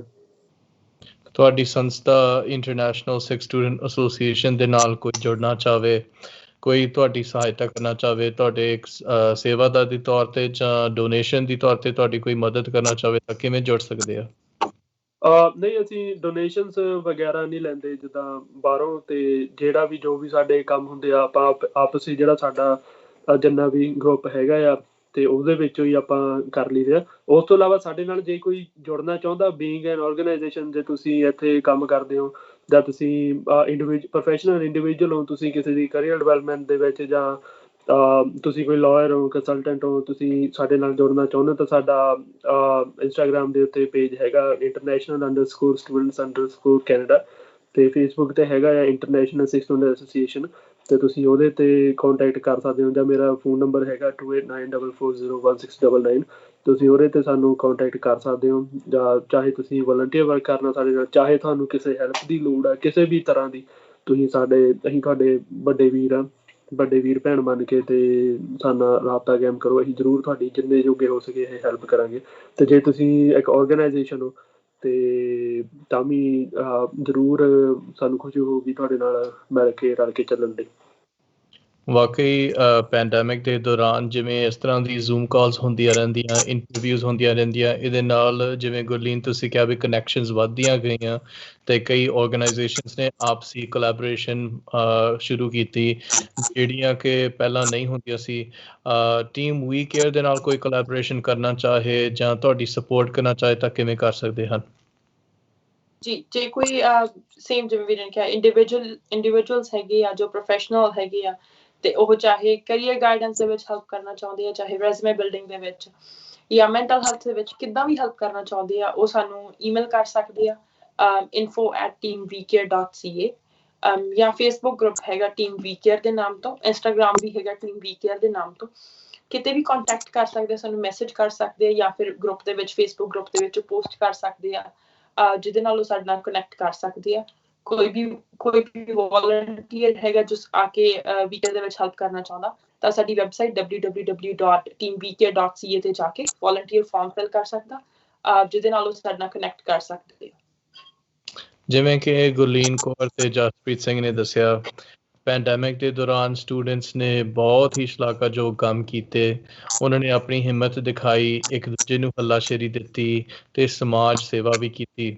ਜਿੱਥੇ ਕਈ ਲੋਕ ਘਰਾਂ ਦੇ ਵਿੱਚ ਚਿੰਤਤ ਸੀਗੇ, ਉੱਥੇ ਇੰਟਰਨੈਸ਼ਨਲ ਸਟੂਡੈਂਟ ਹੀ ਅੱਗੇ ਆਏ ਤੇ ਉਹਨਾਂ ਨੇ ਆਪਣੀ ਬਾਖੂਬੀ ਸੇਵਾ ਨਿਭਾਈ ਸਮਾਜ ਦੇ ਵਿੱਚ। ਤੇ ਇਸ ਚੀਜ਼ ਨੂੰ ਆਪਾਂ ਨੂੰ ਹਾਈਲਾਈਟ ਕਰਨਾ ਚਾਹੀਦਾ ਆਪਣੇ ਨਿਊਜ਼ ਪ੍ਰੋਗਰਾਮ ਦੇ ਵਿੱਚ, TV ਦੇ ਵਿੱਚ, ਤੇ ਲੋਕਾਂ ਨੂੰ ਦੱਸਣਾ ਚਾਹੀਦਾ ਵੀ ਹੁਣ ਮੌਕਾ ਹੈਗਾ ਕਿ ਆਪਾਂ ਉਹੀ ਜਿਹੜੇ ਇੰਟਰਨੈਸ਼ਨਲ ਸਟੂਡੈਂਟ ਦੀ ਆਪਾਂ ਨਿੰਦਾ ਕਰਦੇ ਸੀ ਉਹਨਾਂ ਦੀ ਹੁਣ ਸਪੋਰਟ ਕਰਨੀ ਚਾਹੀਦੀ ਆ, ਹਮਾਇਤ ਕਰਨੀ ਚਾਹੀਦੀ ਆ ਤੇ ਉਹਨਾਂ ਤੱਕ ਜਿਹੜੀ ਵੀ ਸਹੂਲਤ ਉਹਨਾਂ ਨੂੰ ਚਾਹੀਦੀ ਆ ਉਹ ਪਹੁੰਚਾਉਣੀ ਚਾਹੀਦੀ ਆ। ਸੋ ਮੈਂ ਗੁਰਲੀਨ ਕੌਰ ਤੁਹਾਡਾ ਬਹੁਤ ਧੰਨਵਾਦ ਕਰਦਾ। Jaspreet Singh, thank you very much for joining us today. Programme ਦਾ ਨਾਂ ਹੈ ਜੀ ਅੱਜ ਦਾ ਸਮਾਂ। ਤੁਸੀਂ ਸਾਡੇ ਨਾਲ ਹਰ ਹਫਤੇ ਜੁੜ ਸਕਦੇ ਹੋ ਸਿੱਖ ਚੈਨਲ ਫੇਸਬੁੱਕ ਪੇਜ ਤੇ, ਅਤੇ ਸਾਡਾ ਪ੍ਰੋਗਰਾਮ ਸਿੱਖ ਚੈਨਲ YouTube ਚੈਨਲ ਤੇ ਵੀ ਉਪਲਬਧ ਹੈਗਾ, ਜਿਸ ਦੇ ਰਾਹੀਂ ਤੁਸੀਂ ਆਪਣੇ ਪਰਿਵਾਰ ਦੇ ਨਾਲ ਸ਼ੇਅਰ ਵੀ ਕਰ ਸਕਦੇ ਹੋ। ਮੈਂ ਤੁਹਾਨੂੰ ਬੇਨਤੀ ਕਰਾਂਗਾ ਵੀ ਤੁਸੀਂ ਸਾਡੇ ਨਾਲ ਸੰਪਰਕ ਰੱਖਿਓ। ਸਾਡਾ ਈਮੇਲ ਐਡਰੈਸ ਹੈਗਾ info@sama.org, ਤੇ ਤੁਸੀਂ ਸਾਡੇ ਨਾਲ ਕੋਈ ਵੀ ਸਵਾਲ ਜਵਾਬ ਕਰਨੇ ਹੋਣ, ਕੋਈ ਵੀ ਜਾਣਕਾਰੀ ਲੈਣੀ ਹੋਵੇ, ਜਿਹੜੇ ਸਾਡੇ ਪੁਰਾਣੇ ਪ੍ਰੋਗਰਾਮਸ ਦੇ ਵਿੱਚ ਕੋਈ ਗੈਸਟ ਵੀ ਆਇਆ ਹੋਵੇ ਉਹਨਾਂ ਦੀ ਤੁਸੀਂ ਕੰਟੈਕਟ ਇਨਫੋਰਮੇਸ਼ਨ ਲੈਣੀ ਹੋਵੇ, ਜਾਂ ਕੋਈ ਵੀ ਸੇਵਾਵਾਂ ਬਾਰੇ ਪਤਾ ਕਰਨਾ ਹੋਵੇ, ਜਿਵੇਂ ਕਿ ਅਸੀਂ ਪਿਛਲੇ ਸਮੇਂ ਦੇ ਵਿੱਚ ਮੈਡੀਕਲ ਤੌਰ ਤੇ ਗੱਲ ਕੀਤੀ, ਮੈਂਟਲ ਹੈਲਥ ਬਾਰੇ ਗੱਲ ਕੀਤੀ, ਡੋਮੈਸਟਿਕ ਵਾਇਲੈਂਸ ਬਾਰੇ। ਕਿਸੇ ਵੀ ਇਸ ਤਰ੍ਹਾਂ ਦੀ ਸੇਵਾਵਾਂ ਬਾਰੇ ਤੁਸੀਂ ਹੋਰ ਜਾਣਕਾਰੀ ਲੈਣੀ ਹੋਵੇ ਤਾਂ ਤੁਸੀਂ ਸਾਡੇ ਨਾਲ ਜ਼ਰੂਰ ਸੰਪਰਕ ਕਰਿਓ। ਸੋ ਅਗਲੇ ਪ੍ਰੋਗਰਾਮ ਤੱਕ ਬਹੁਤ ਬਹੁਤ ਧੰਨਵਾਦ। ਵਾਹਿਗੁਰੂ ਜੀ ਕਾ ਖਾਲਸਾ, ਵਾਹਿਗੁਰੂ ਜੀ ਕੀ ਫਤਿਹ।